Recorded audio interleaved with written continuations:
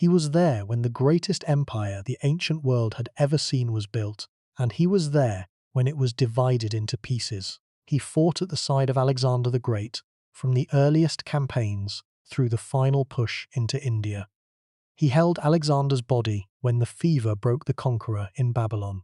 He participated in the secret removal of that body and carried it across half the ancient world to Egypt, the richest province of everything Alexander had conquered, the kingdom that Ptolemy had already decided was his. He was already 40 years old when Alexander died. Old by the standards of soldiers who had spent their lives in the field, and he would live for another 40 years, ruling Egypt with an intelligence and a patience that the other inheritors of Alexander's empire, the younger and more impetuous generals who burned their way across the Near East, fighting each other for the whole, never managed to match. He built the Library of Alexandria, or at least laid its foundations. He brought to Egypt the philosopher Demetrius of Phaleron, the mathematician Euclid, and a circle of scholars whose accumulated knowledge would eventually constitute the most ambitious intellectual project in the history of the ancient world. He founded a dynasty that would rule Egypt for almost 300 years, that would produce Cleopatra as its final ruler, that would maintain pharaonic ceremonial and Egyptian religious tradition, while governing in Greek and thinking in the categories of Hellenistic kingship, that would create a civilization so precisely at the intersection of two great traditions that scholars are still arguing about how to describe it. He did all of this while fighting almost continuously for his survival and his throne against opponents who were better armed, younger, more aggressive, and in some cases commanding armies twice the size of his own. By the end of tonight, you are going to understand not just who Ptolemy I was, but what his story reveals about how civilizations are founded in the aftermath of catastrophe, how something genuinely new and genuinely lasting gets built from the wreckage of something that seemed permanent but proved, at the specific moment of a conqueror's death, to be as fragile as the single life it had depended on. Let that sink in. Alexander's empire, the entity that had consumed the Persian Empire, that had marched from Macedonia to India in 11 years, that had produced the largest unified political territory in the history of the world up to that point, lasted precisely as long as Alexander lived, and not a day longer. The moment he died, in June of 323 BC, the empire began to dissolve, not slowly, not through the gradual erosion of administrative capacity or the steady pressure of external enemies. Immediately, the men who had built it together began, within months of his death, to fight each other for the pieces. Ptolemy watched this happen. He had watched Alexander build the empire across 2 decades of campaigning, and he understood something about what had built it that the other successors either did not understand or did not choose to act on. The empire had been held together, not by administrative systems or legal frameworks, institutional traditions, but by the forces of a single extraordinary personality. When that personality was gone, the systems and the frameworks and the traditions were not adequate to hold the whole together. The only rational strategy was to take a piece, the best available piece, and build something that could sustain itself without depending on a single irreplaceable individual. Ptolemy took Egypt. He took it early, he took it decisively, and he spent the next 4 decades building it into something that would outlast him by more than 2 centuries. He founded the last dynasty. He started what would become the most important library in the history of human civilization. He connected the ancient world of the pharaohs to the new world of Hellenistic culture in a synthesis so precise and so carefully calibrated that it has shaped the way the entire ancient world is, remembered ever since. He was 60 years old when he finally took the title of pharaoh, a title that no member of his Macedonian family had ever held before in a country whose civilization was already older than his own tradition by 2,500 years. And he wore that title with the full weight of what it meant, building temples in the Egyptian style, maintaining the priesthoods, performing the rituals, and simultaneously building a Greek city, a Greek library, a Greek philosophical culture, and a Greek-style monarchy that answered to Macedonian tradition. He was, in short, the most consequential builder of the ancient world after Alexander himself. And he is, in the popular imagination of antiquity, almost invisible, overshadowed by the conqueror he served, by the final ruler of the dynasty he founded, and by the drama of the wars he fought rather than by the civilization he built. Before we get started, if you find these stories as fascinating as we do, take a second to like the video or subscribe. It is a simple action, but it helps this channel reach more curious minds like yours. Now let's begin. This is the story of Ptolemy I, called Soter, the Saviour, a name the people of Rhodes gave him when he broke a siege that had been strangling their city for a year, and a name that tells you more about how his own time understood him than any modern account has managed to convey. The general who founded a dynasty, the soldier who became a scholar's patron, the Macedonian who became a pharaoh, the man who understood, more clearly than anyone in the chaotic decades that followed Alexander's death, that the way to win the future was not to fight for the present, but to build something worth keeping. This is the story of how Egypt was given its last dynasty, and how that dynasty shaped everything that came after. To understand what Ptolemy built, you need to understand the world he was born into. And the world he was born into was Macedon, in the northern Greek peninsula, at approximately the year 367 BC. This places his birth in the reign of Philip II of Macedon, Alexander's father, the king who transformed Macedonia from a fractious northern kingdom into the dominant military power in the Greek world. Philip was the architect of the Macedonian military system. The long pike formations, the cavalry tactics, the combined arms doctrine that his son would carry to the ends of the known world. Growing up in the Macedonian court, Ptolemy would have been educated in this system from childhood, the kind of education that produced a generation of extraordinary military commanders, all of them formed in the same school, all of them shaped by the same combination of Greek intellectual culture and specifically Macedonian martial tradition. The ancient sources are divided on the question of Ptolemy's exact origins. The later Ptolemaic tradition, the tradition that developed after Ptolemy's dynasty was established and that had every reason to flatter the founder, claimed that Ptolemy was an illegitimate son of Philip, which would have made him Alexander's half-brother. This claim was almost certainly propagandistic. It served the dynasty's interests to claim royal Macedonian blood for its founder. The more reliable ancient evidence suggests that Ptolemy's father was a Macedonian nobleman named Lagus, and that his mother Arsinoe may have had some connection to the Macedonian royal family, though the nature and degree of that connection is uncertain. What is not uncertain is that Ptolemy grew up at the Macedonian court, that he was educated alongside Alexander and a cohort of boys who would become the senior commanders of the greatest military campaign in ancient history, and that the friendship and trust that developed in that education shaped the entire subsequent course of his life. The education of the Macedonian court aristocracy in the 4th century BC was, by the standards of the ancient world, extraordinary. Philip had brought the philosopher Aristotle to Macedonia specifically to educate Alexander, and Aristotle's presence, and the intellectual culture he represented, infused the entire court circle with a seriousness about ideas that was unusual in a military tradition. Ptolemy, educated alongside Alexander, absorbed the same intellectual influences, the Aristotelian emphasis on systematic knowledge, on the collection and organization of information, on the relationship between theoretical understanding and practical application. These intellectual habits would shape the most important of all his non-military achievements, the founding of the Library of Alexandria and the museum that surrounded it. Decades after campaigns were over, but in the immediate context of the 340s and 30s BC, the education that mattered most was the military one. When Alexander launched his invasion of the Persian Empire in 334 BC, Ptolemy was approximately 33 years old, experienced, trusted, and already among the senior commanders.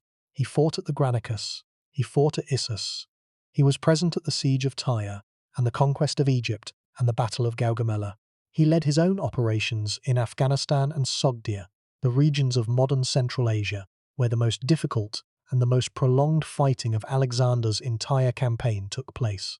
The Afghan and Sogdian campaigns are underappreciated by anyone who follows the popular narrative of Alexander's conquests. The popular narrative focuses on the dramatic battles, Issus, Gaugamela, and on the symbolic moments, the knot cut at Gordian, the oracle at Siwa, the burning of Persepolis. But the years between 330 and 327 BC spent fighting guerrilla campaigns in the mountains and deserts of Central Asia against populations that had never been effectively subdued even by the Persian Empire at its height, were the campaigns that produced the most battle-hardened soldiers in Alexander's army. Ptolemy was there. He survived. He learned. What he learned, across more than a decade of continuous campaigning at the most demanding level of ancient warfare, was a specific and invaluable form of knowledge. How military campaigns actually work at the level of logistics, intelligence, supply, and command, rather than at the level of the dramatic engagements that ancient historiography preferred to record. He learned how armies are fed and moved and maintained over enormous distances.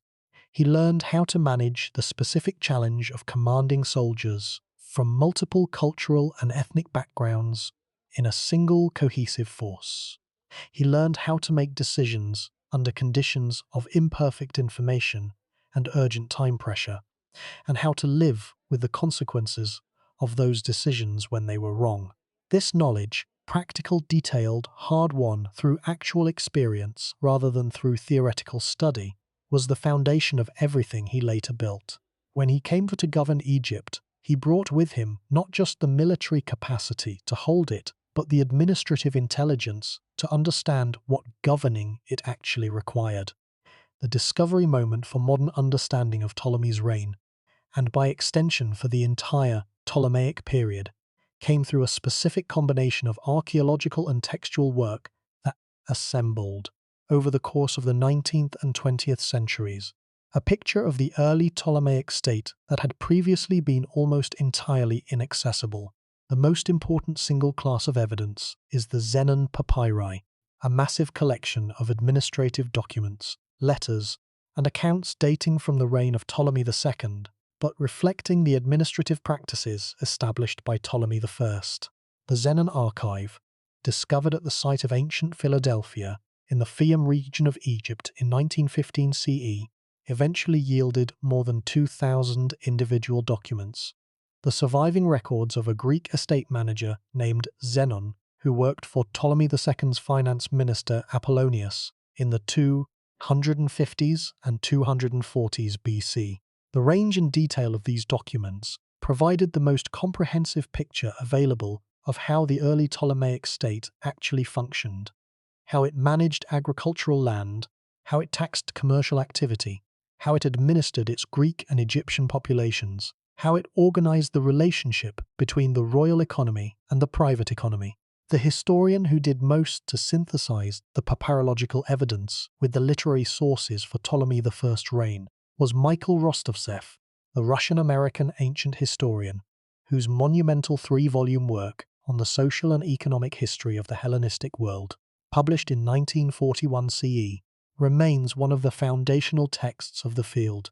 Rostovtsev stood at the edge of his understanding of the Ptolemaic archive, working with documents that were still being published and analyzed in a field that was still developing the methodological tools needed to read them, and produced from the available evidence a picture of the early Ptolemaic state as one of the most sophisticated administrative and economic entities in the ancient world.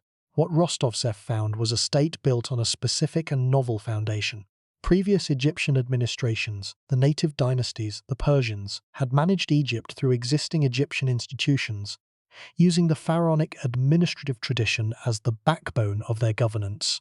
Ptolemy did something different. He built a new administrative apparatus alongside the existing Egyptian institutions, staffed primarily by Greek and Macedonian immigrants, operating in Greek and applying the administrative practices of the Hellenistic world to the specific conditions of the Nile Valley. The result was not a simple replacement of Egyptian administration by Greek administration. It was a superimposition, a new Greek-speaking administrative layer placed on top of the existing Egyptian institutional substrate. with specific mechanisms for managing the relationship between the two. The Egyptian priesthoods maintained their positions and their institutional roles. The native Egyptian population continued to be administered through Egyptian legal and administrative traditions, but above this layer, a Greek-speaking bureaucracy managed the state's economic resources, its military capacity, its diplomatic relationships, and its commercial connections with the wider Hellenistic world. This dual administrative structure was one of Ptolemy's most consequential innovations. It allowed him to maintain the legitimacy and the institutional efficiency of the existing Egyptian traditions, crucial for the stability of a country whose population was overwhelmingly Egyptian and whose institutional life was organized around the temple establishments that had been functioning for 3,000 years.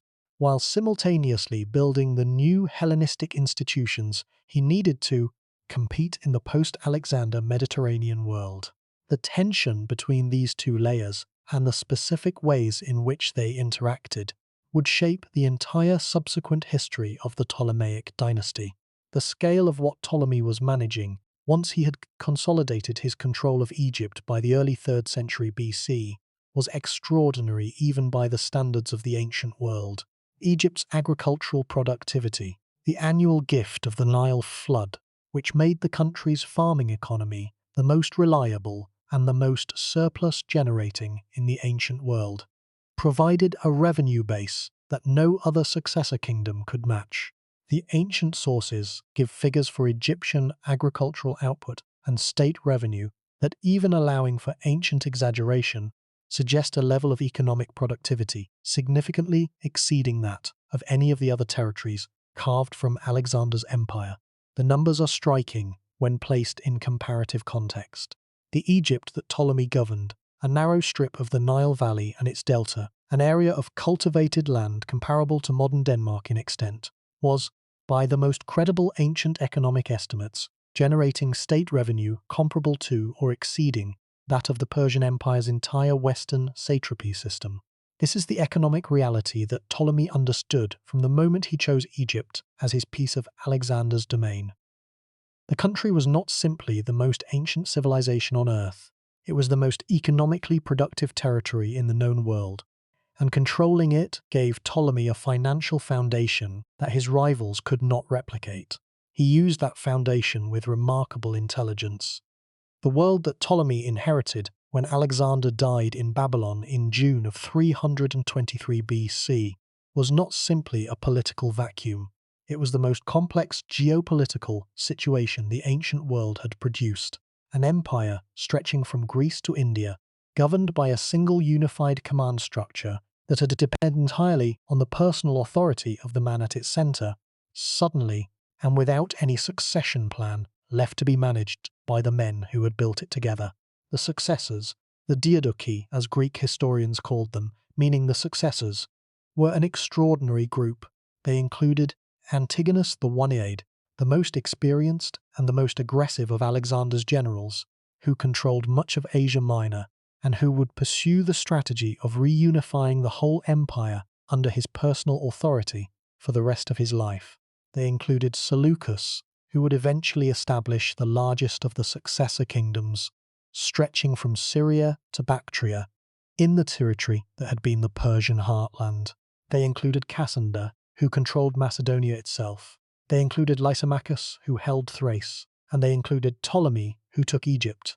The strategy that each of these men pursued in the decades following Alexander's death reveals a great deal about their individual characters and their individual assessments of what was possible. Antigonus pursued the maximalist strategy, the reunification of the entire empire under his own authority, through a series of aggressive military campaigns that came very close to succeeding before the other successors finally combined against him at the Battle of Ipsus in 301 BC. Seleucus pursued a variant of the same strategy in the east, eventually building an empire of enormous extent but perpetual instability.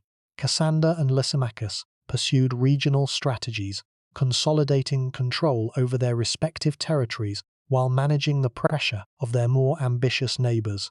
Ptolemy pursued a strategy that was, in retrospect, the most successful of all. The deliberate limitation of his ambition to a single, defensible, economically productive territory, combined with the systematic development of the specific advantages that territory offered. He chose not to fight for the whole. He chose to build the best possible version of the part. This choice was not obvious in the immediate context of 323 BC. The expectation in the Macedonian world, the expectation that Antigonus most aggressively pursued, was that the empire should be reunified, that the political unity Alexander had created was the natural and right state of affairs, and that the fragmentation into multiple kingdoms was a temporary disorder rather than a permanent new reality. The question was, who would complete the reunification, not whether it would happen. Ptolemy's bet, and it was, in the early years, a genuine bet with genuinely uncertain odds, was that fragmentation was permanent, that the empire would not be reunified, that the specific conditions that had allowed Alexander to hold it together, his unique combination of military genius, personal charisma, strategic vision, and the specific historical moment of Persian imperial weakness, could not be replicated by any of his successors, and that the right response to permanent fragmentation was not to fight a losing battle for the whole, but to build the best possible version of a part. He was right.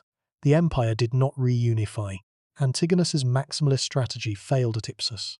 The successor kingdoms that emerged from the wars of the Diadochi, the Ptolemaic kingdom in Egypt, the Seleucid kingdom in Asia, the Macedonian kingdom in Europe, were genuinely independent states that would compete and fight and negotiate with each other for the next 2 centuries, without any of them achieving permanent dominance over the others. Ptolemy had read the situation more accurately than anyone else among the successors, and his accuracy rewarded him with the stability and the longevity that none of the more aggressive strategies could produce. The specific genius of his Egyptian strategy was built on 3 foundations, each of which reinforced the others. The first foundation was geographic. Egypt was, as it had always been, one of the most defensible territories in the ancient world, surrounded by desert on the east and west, by the Mediterranean to the north, and accessible by land only through the narrow corridor of the Sinai Peninsula in the northeast. Egypt was naturally fortified in ways that no other territory of comparable size and productivity could match. The same geographical features that had allowed the native Egyptian dynasties to maintain independence against periodic attempts at conquest. The features that had stopped the Assyrians at various points, that had allowed the 30th dynasty to repel one Persian invasion before succumbing to a second, worked equally well in Ptolemy's favour. His rivals could threaten Egypt, getting armies into it, and sustaining them. There was a different and considerably more difficult challenge. The second foundation was economic. The annual Nile flood and its agricultural consequences have been discussed throughout this series, but their specific significance for Ptolemy's strategic position deserves specific emphasis here. The agricultural surplus generated by the Nile Valley was the largest and most reliable in the ancient world, and Ptolemy's administrative innovations, the systematic taxation and management of Egyptian agricultural production through the combined Greek-Egyptian administrative apparatus he built, allowed him to convert this surplus into military and diplomatic capacity at a scale that no other successor kingdom could match. He could pay his soldiers, he could subsidize his allies, he could fund his building programs, he could attract the scholars and philosophers who made Alexandria the intellectual center of the Hellenistic world. All of this was paid for by the Nile. The third foundation was cultural. Egypt was not simply a productive territory. It was the most ancient and the most prestigious civilization on earth, whose sacred traditions and whose 3,000-year history gave its ruler a legitimacy that no amount of Macedonian military achievement could directly replicate. Ptolemy understood this from the beginning of his rule. His early adoption of pharaonic ceremonial, presenting himself in the temples as a traditional pharaoh, maintaining the Egyptian priesthoods and their institutional privileges, building in the Egyptian style at sacred sites across the country, was a deliberate investment in the cultural legitimacy of his rule.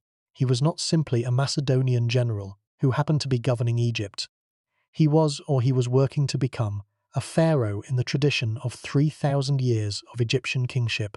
This cultural investment was not simple cynicism, not the adoption of Egyptian forms as a cosmetic overlay on fundamentally alien rule.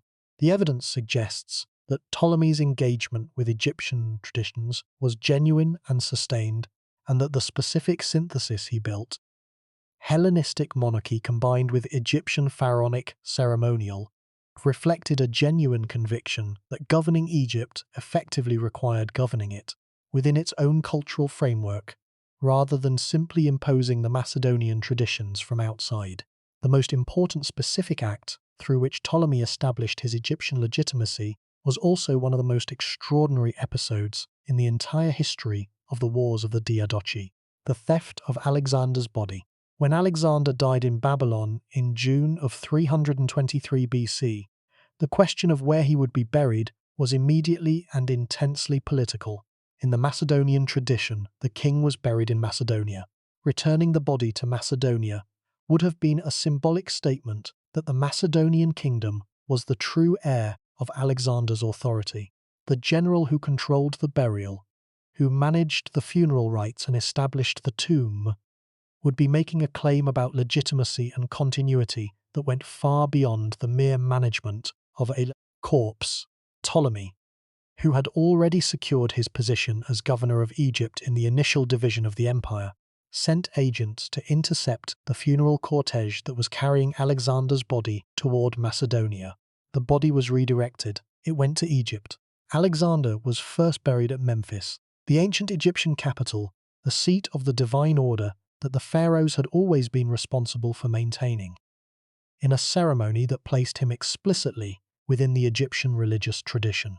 His body was later transferred to Alexandria, the new city that Alexander himself had founded at the Mediterranean coast of the Delta, and that Ptolemy was developing as the capital of his kingdom. There, Alexander's tomb became the most sacred site in the new city, the anchor of Alexandria's religious identity, the physical presence of the divine founder, and the symbol of the continuity between Alexander's empire and the Ptolemaic kingdom that had succeeded it in Egypt.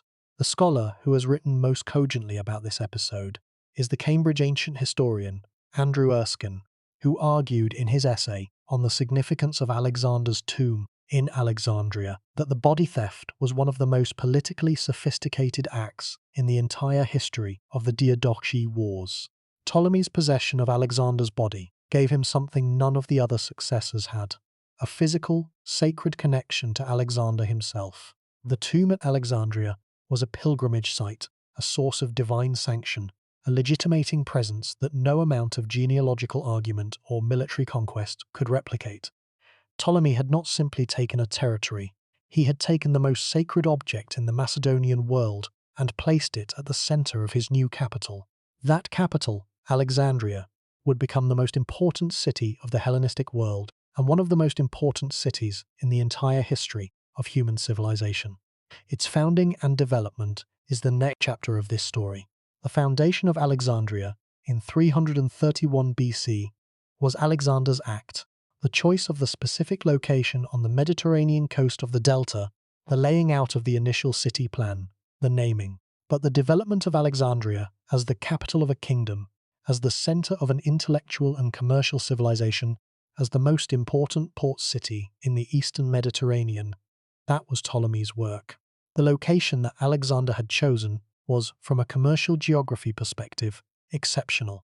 The narrow strip between Lake Maretis to the south and the Mediterranean coast to the north provided a site that could be developed into a deep-water port while simultaneously connecting, via the lake and the canal systems that the Egyptian state had maintained for centuries, to the Nile Valley and the entire agricultural economy of the country. Ships from the Mediterranean could unload at Alexandria. Goods from the Nile Valley, grain, linen, papyrus, glass, could be brought by barge to Alexandria for export. The city was positioned to be both the administrative capital of Egypt and the commercial hub of its engagement with the wider Mediterranean world. Ptolemy invested in this position systematically. The lighthouse of Alexandria, the Pharos, one of the 7 wonders of the ancient world, was completed under his son Ptolemy II but was almost certainly begun during his reign, in a deliberate program of physical development designed to make Alexandria visible, safe, and commercially attractive to the shipping of the entire Mediterranean world. The great harbour infrastructure, the grid street plan that Greek urban practice had developed across the previous century, the administrative buildings and the royal palace complex. All of this was built or begun during Ptolemy's reign, establishing the physical form of a city that would be one of the largest in the world for the next several centuries. But the most important thing that Ptolemy built at Alexandria was not physical, it was intellectual. The museum, the institution dedicated to the muses, the divine patrons of intellectual and artistic activity, and the Library of Alexandria that developed within or alongside it, were Ptolemy's most lasting contribution to human civilization, and they require careful attention because their significance is simultaneously enormous and persistently misunderstood. The popular account of the Library of Alexandria tends to focus on its destruction, on the famous or semi-legendary burning that supposedly ended the accumulated knowledge of the ancient world in a single catastrophic fire. This account is substantially wrong in its details and misleading in its implications. The library was not destroyed in a single fire. Its decline was gradual, partial, and shaped by multiple factors over centuries. But the more fundamental problem with the popular account is that it focuses on the ending rather than on the extraordinary thing that was built. What Ptolemy built, and what his successors expanded and developed into one of the greatest intellectual institutions in human history, was not simply a collection of books. It was the first attempt in human history to systematically collect all existing human knowledge in a single institution. The ambition was explicit and unprecedented. Every significant text in every known language, gathered together, copied, organized, and made available for scholarly study. The ambition was not fully achieved. No ambition of that scope could be fully achieved, but the attempt produced a library of such extraordinary scope and richness that its contents shaped the intellectual development of the ancient world for centuries, and whose partial survival and transmission have shaped the development of Western civilization ever since. Ptolemy attracted the scholars who would make this project possible with the same intelligence and the same resource deployment that he applied to everything else. He invited Demetrius of Phaleron, one of the most prominent intellectuals of the era, a student of Aristotle who had governed Athens for 10 years before being forced into exile, to come to Alexandria and help design the library. He invited Euclid, whose Elements of Geometry, produced at Alexandria under Ptolemaic patronage, would remain the foundational text of mathematical education for more than 2,000 years. He invited or attracted scholars from across the Hellenistic world, making Alexandria a destination for intellectual talent in the same way that it was a destination for commercial activity. The combination of economic resources, geographic position, intellectual ambition, and royal patronage that Ptolemy assembled at Alexandria was unique in the ancient world. No other ruler of the period had both the resources and the vision to attempt anything comparable.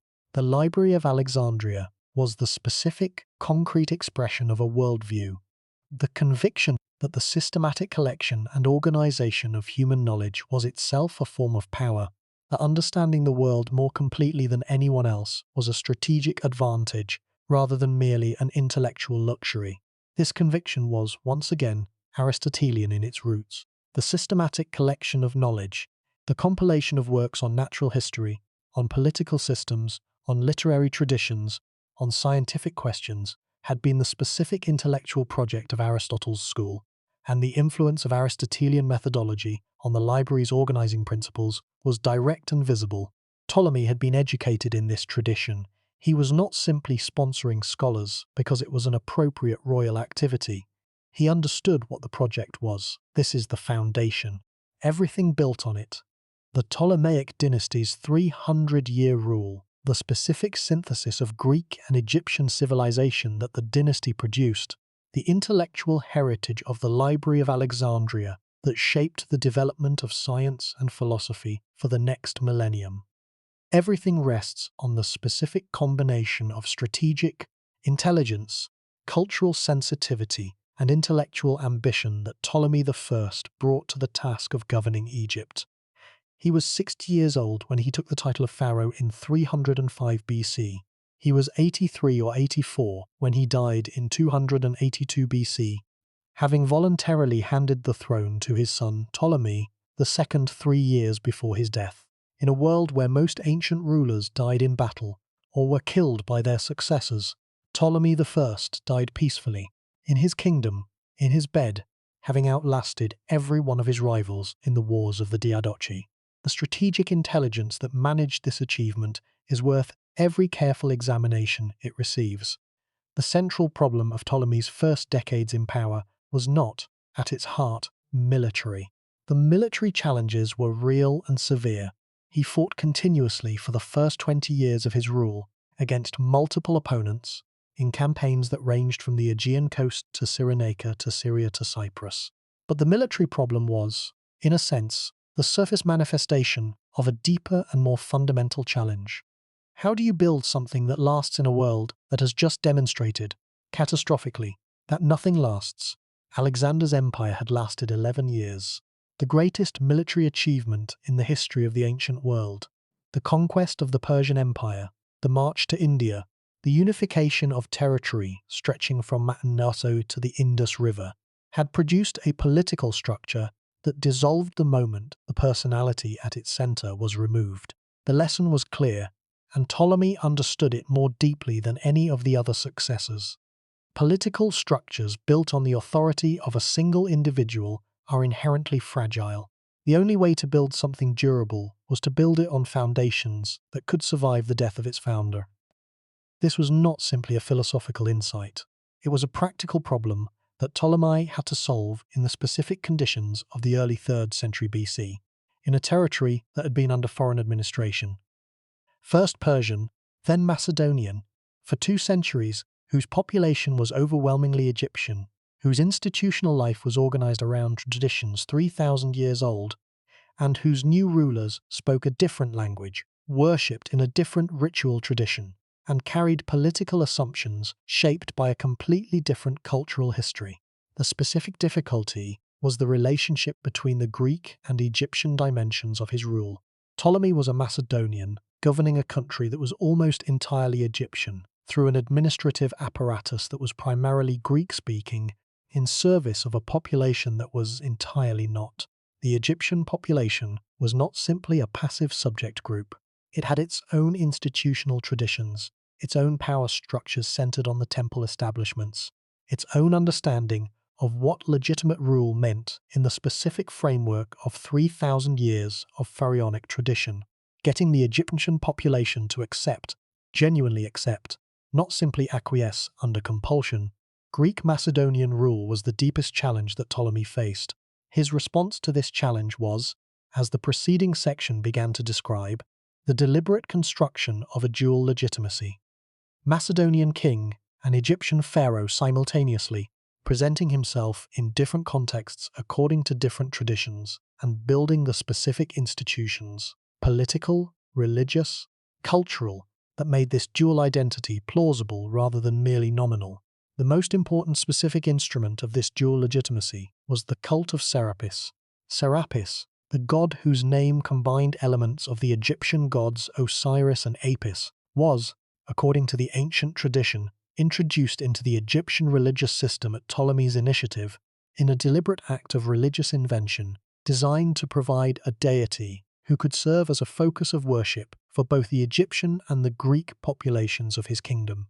The ancient sources, primarily the account of Plutarch, writing centuries later, describe Ptolemy receiving a vision that directed him to bring a specific cult statue from the city of Sinope on the Black Sea coast to Egypt, where it was identified with a combined Osiris-Apis identity and installed in a new temple at Alexandria. The historical reality behind this account is more complex and more interesting than the ancient narrative suggests. The creation of Serapis was almost certainly a more gradual and more deliberate process than the single divine vision story implies. It was, in the assessment of modern scholars who have studied the evidence, including the German classicist Walter Burkert, whose work on ancient mystery religions remains foundational, one of the most sophisticated acts of religious policy in the history of the ancient world. Ptolemy identified the specific theological common ground between Egyptian and Greek religious traditions, developed a deity whose iconography and theological attributes could resonate with both traditions simultaneously, and installed this new deity at the center of Alexandrian religious life in a way that made the new capital feel religiously accessible to both of his main population groups. Serapis was depicted in Greek style, a bearded, enthroned male figure with a grain measure on his head, but carried the theological associations of Osiris, god of the afterlife, consort of Isis, divine judge of the dead. He could be worshipped by Greeks, who understood him through the lens of Zeus or Pluto, and by Egyptians, who recognized in him the traditional attributes of Osiris. He was not a deception, he was a synthesis, the specific synthesis that Ptolemy's kingdom required, translated into the religious language that both of his populations could hear. The Serapeum that Ptolemy built at Alexandria, the great temple complex dedicated to Serapis on the prominent hill to the south of the main city, was not simply a place of worship. It was a statement about the character of the Ptolemaic kingdom, a kingdom that was genuinely both Greek and Egyptian, that understood itself as a synthesis, rather than as a simple imposition of one tradition on another, and that was building the specific institutions that made the synthesis real rather than merely rhetorical. But here's the problem, and it runs deeper than the religious question. The synthesis that Ptolemy was building required a continuous, active, and intelligent management of the tension between its two components. The Greek and Egyptian elements of Ptolemaic rule were not naturally in equilibrium. They had different economic interests, different social structures, different relationships to the power of the state. The Greek population, primarily urban, concentrated in Alexandria and in the administrative centers of the nome system, had a different relationship to the Ptolemaic state than the Egyptian population, primarily rural, organized around village communities and temple establishments, speaking a different language and embedded in institutional traditions that the Greek administrative apparatus was overlaid on but never replaced. Managing this tension required what modern political scientists would call a sophisticated dual accommodation strategy, giving each group enough of what it needed to maintain its cooperation with the state, without giving either group so much that the other's position became intolerable. The Egyptian temple establishments needed to maintain their institutional autonomy and their economic privileges. The land grants, the ritual prerogatives, the educational and administrative functions that had always been the basis of their authority. The Greek population needed to feel that their own cultural identity and their own status within the kingdom were secure, that the fact of living in an Egyptian country did not mean being absorbed into an Egyptian cultural identity. Ptolemy managed both of these requirements with considerable skill in the early decades of his rule. The Egyptian temple establishments were maintained, and in many cases actively expanded. Ptolemy built in the traditional Egyptian style, made the appropriate offerings, performed the appropriate rituals, and was recognized by the Egyptian priesthood as a legitimate pharaoh in the line of succession stretching back 3,000 years. The Greek population was maintained in its urban concentration, governed by its own institutions, and integrated into the economic life of the kingdom through the new administrative structures that Ptolemy built. And it gets more complex. The international dimension of Ptolemy's strategic situation added a third layer of challenge to the domestic one. He was not simply managing the relationship between his Greek and Egyptian populations. He was simultaneously fighting a series of wars against the other Diadochi, Antigonus, Demetrius, Lysimachus, Seleucus, who had their own claims on territories adjacent to or overlapping with his own. The specific territories at stake in these wars, Cyprus, the Levantine coast, the Cyrenaica, were not simply military objectives. They were economic and strategic assets whose control determined the long-term viability of the Ptolemaic kingdom's commercial and security position. Cyprus, for example, was not simply an island.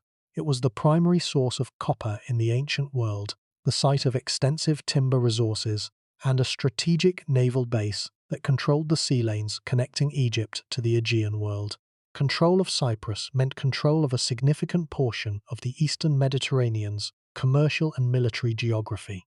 Ptolemy fought for Cyprus repeatedly, losing it to Demetrius at the Battle of Salamis in Cyprus in 306 BC, one of the most significant defeats of his career, and eventually recovering it to become the foundation of long-term Ptolemaic naval power in the region. The Battle of Salamis in Cyprus in 306 BC, not to be confused with the much more famous Battle of Salamis off Athens in 480 BC, was one of the defining moments of the Wars of the Diadochi, and one of the moments when Ptolemy's strategy of deliberate limitation was most severely tested. Demetrius Poliorcetes, the son of Antigonus, a brilliant and aggressive commander, attacked the Ptolemaic fleet and army in Cyprus with a combined force that heavily outnumbered Ptolemy's own. The defeat was comprehensive. Ptolemy lost Cyprus, lost the fleet, and lost his brother Menelaus, who was captured by Demetrius. Most significantly, in the immediate aftermath of the victory, Antigonus took the title of king, Basileus, asserting his claim to succeed Alexander as the ruler of the whole empire. Demetrius did the same. Ptolemy's response to this was one of the most revealing moments of his career. Rather than attempting to match the grandiose claim with a comparable grandiosity of his own, rather than making a competing claim to succession that would have been militarily hollow and diplomatically damaging, he simply took the title of king for himself, without the claim to universal succession. He was not claiming to be Alexander's heir in the sense of claiming sovereignty over the whole empire. He was claiming to be the king of Egypt and of whatever territories he actually controlled. It was, as the scholar Peter Green noted in his comprehensive study of the Hellenistic age, a masterpiece of strategic understatement, a response that matched the escalation without falling into the trap of the overreach. 2 years later, at Ipsus, Antigonus was killed, and Demetrius's strategy of maximalist succession was effectively ended. The empire would not be reunified. Ptolemy had been right from the beginning.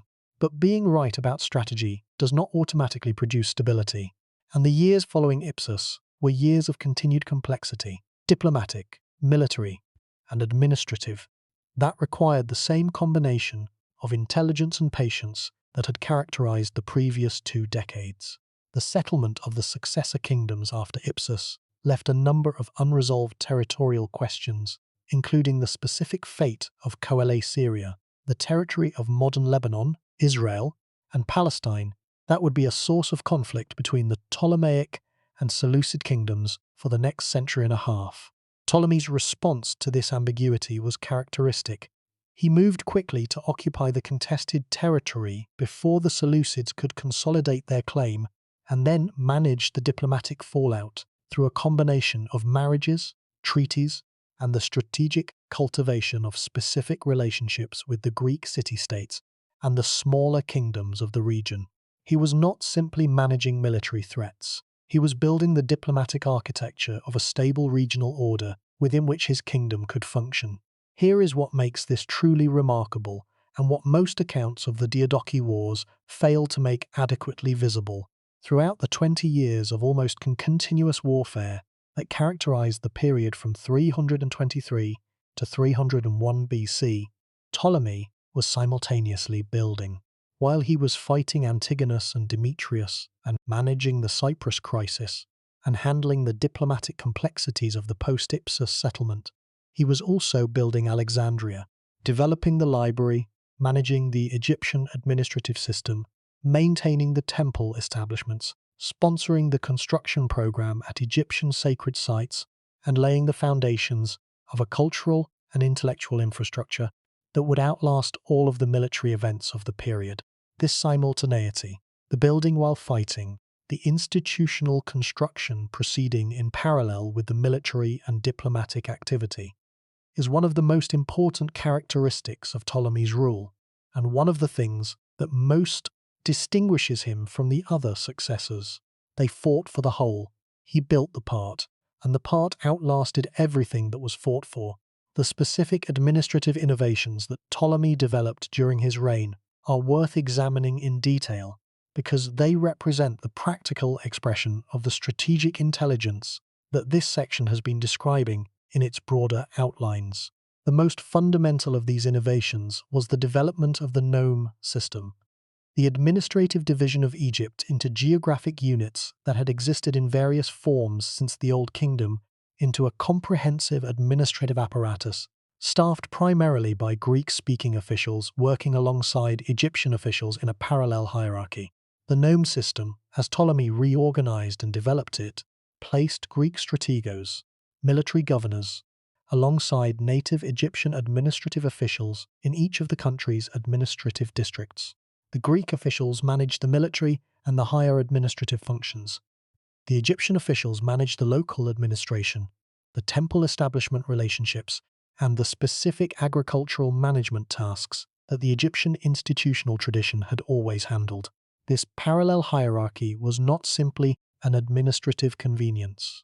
It was a deliberate political design, a structure that prevented either population group from consolidating exclusive control over the administrative apparatus at the local level that required Greek and Egyptian officials to cooperate in managing their districts, and that maintained the accountability of local officials to the central royal administration at Alexandria through two separate reporting channels. The design was sophisticated, probably influenced by Ptolemy's observation of how the Persian satrap system had worked and how it had failed to prevent the kind of local power consolidation that had periodically challenged Persian imperial authority. The revenue system that operated within this administrative structure was equally sophisticated. The Ptolemaic revenue system was, in the assessment of modern economic historians who have studied the papyrological evidence, one of the most comprehensive tax collection systems in the pre-modern world. It imposed levies on agricultural production, on commercial transactions, on specific occupational categories, on the use of oil-producing crops, on the movement of goods through specific checkpoints, and on a range of other economic activities. The system was administered through a combination of royal officials who collected taxes directly and of tax farmers, individuals who bid for the right to collect specific tax categories in specific territories, paying the state in advance and then recouping their investment through collection. The tax farming system was not Ptolemy's invention. It had been used in various forms across the ancient world, but his application of it to the specific conditions of the Egyptian economy was particularly effective, generating revenue levels that consistently exceeded those of any comparable ancient state. The state revenue that Ptolemy commanded allowed him to maintain a large mercenary army.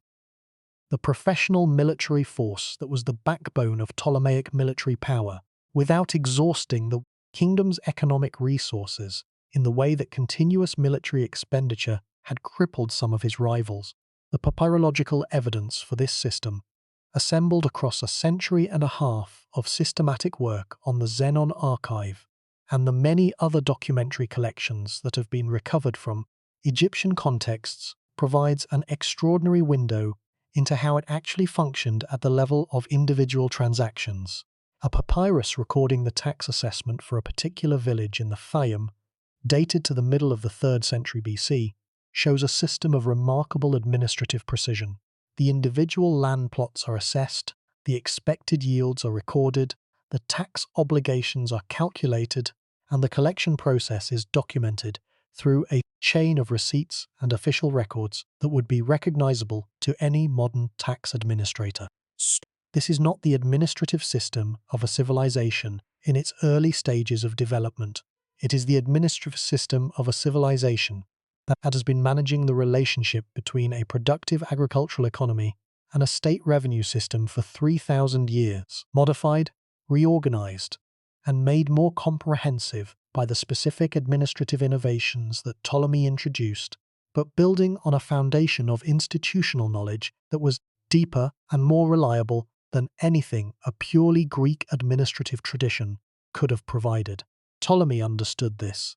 His respect for the Egyptian institutional tradition, visible not just in the religious sphere of the Serapis cult and the temple building program, but in the administrative sphere of the nome system and the revenue administration, was not simply the pragmatism of a ruler who needed to keep a conquered population cooperative. It was the intelligence of a ruler who recognized that the specific knowledge accumulated by 3,000 years of Egyptian administration was a genuine resource, as valuable in its way as the agricultural productivity of the Nile Valley, and that using it effectively rather than replacing it with an imported Greek system was the rational choice. The connection between Ptolemy's administrative intelligence and the specific intellectual culture he cultivated at Alexandria is not coincidental. The same systematic approach to knowledge, the same conviction that understanding the world more completely was itself a form of practical power, that drove the building of the library also drove the specific administrative innovations of the nome system and the revenue apparatus. Ptolemy was applying the Aristotelian insight that systematic knowledge is practical knowledge in the domain of governance as much as in the domain of natural history or political philosophy. The scholars that Ptolemy attracted to Alexandria were not simply academic ornaments on a military state. They were, in many cases, directly engaged with the practical challenges of governance. Demetrius of Phaleron, who helped design the library, had governed Athens for 10 years and brought to Alexandria the specific knowledge of how a complex urban state was actually administered. The mathematicians and geographers who worked at the museum were producing knowledge of surveying, of astronomical observation, of geographical description that was directly applicable to the specific administrative and commercial challenges of the Ptolemaic state. Euclid's geometry was not simply abstract mathematics. It was the mathematical foundation of the land surveying practices that the Egyptian administrative tradition had always relied on for its agricultural assessments. This integration of intellectual activity and practical governance, the specific character of the Ptolemaic intellectual project that made it something more than a library and something less than a university, is one of Ptolemy's most important and most underappreciated contributions. He was not simply the patron of scholars. He was the architect of a specific relationship between knowledge production and state power that had no real precedent in the ancient world, and that influenced subsequent thinking about the relationship between learning and governance for centuries. There is one more dimension of the core problem that this section must address, and it is the dimension that most directly accounts for the long-term durability of what Ptolemy built: the succession. One of the most consistent sources of instability in ancient states was the question of succession, the specific crisis that arose when a ruler died and multiple potential successors competed for the throne. Alexander's empire had demonstrated, catastrophically, what happened when this crisis was not managed in advance. Every successor kingdom faced the same potential crisis. Most of them did not manage it well. Ptolemy managed it with characteristic intelligence. He did not simply designate an heir, he supervised a transition of power during his own lifetime, stepping back from the day-to-day administration of the kingdom in the last years of his rule and allowing his son, Ptolemy II, later called Philadelphus, to assume effective control, while Ptolemy himself remained the formal authority and the final arbiter of disputes. This gradual transfer of power produced a seamless succession that avoided the instability that accompanied succession crises in most other ancient states. The decision to step back, to accept the reduction of his own personal power in favor of the kingdom's long-term stability, is one of the most remarkable acts in Ptolemy's entire career. It required the specific combination of self-knowledge and concern for the institution he had built that very few founders of states have demonstrated in any era. He knew that the state's survival required a succession, and that the succession required his active management while he was still alive to manage it. He chose the kingdom over his own continued preeminence. He died in 282 BC, at the age of 83 or 84, having outlasted every one of his rivals among the Diadochi. Antigonus was dead, killed at Ipsus. Seleucus was dead, murdered a few months before Ptolemy himself died, in one of the last violent spasms of the succession conflicts that had defined the Diadochi generation. Cassander was dead, Lysimachus was dead, Of all the men who had divided Alexander's empire among themselves in 323 BC, Ptolemy was the last to go, and the only one who died as he had lived, sovereign, secure, and in possession of the kingdom he had chosen and built. The last dynasty was founded, the library was open, the temples were standing, the administrative apparatus was functioning, the synthesis of Greek and Egyptian civilization that would produce the most important intellectual city of the ancient world was in operation. Ptolemy handed all of this to his son and went to his rest. That, by any reasonable standard, is a life well spent. But the story of how he built it, the specific encounters, the specific discoveries, the specific moments when the history of the early Ptolemaic period comes into focus through the surviving evidence. That story has only been outlined so far. The detail, the texture, the specific human reality of what Ptolemy accomplished and how he accomplished it, those belong to the next section. One note on the sources before moving forward, because the evidential situation for Ptolemy I is distinctive in ways that affect how the story can be told. Ptolemy was himself an ancient historian.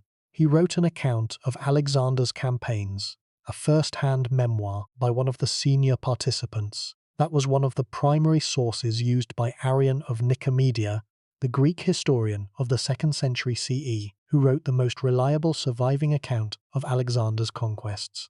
Arrian specifically acknowledges Ptolemy as one of his two main sources, noting that Ptolemy's account carries special weight because he wrote as an eyewitness, and because, as a king, he would have been particularly careful not to record things dishonestly. Ptolemy's own account of Alexander's campaigns is lost. We read it only through Arrian's use of it. Fragments of a primary source embedded in a secondary account, the original voice heard only through the filter of someone else's retelling. This is the standard condition of ancient historical evidence. But in Ptolemy's case, it carries a specific irony. The man who founded the most important library in the ancient world, the man who was most responsible for the systematic collection and preservation of human knowledge, is himself known primarily through sources that filtered and transformed what he wrote. The ancient historian's double existence as both a writer of history and an object of historical writing puts Ptolemy in a peculiar position that the following section will explore in full. The world that Ptolemy built in Alexandria was not simply an administrative convenience or a military headquarters.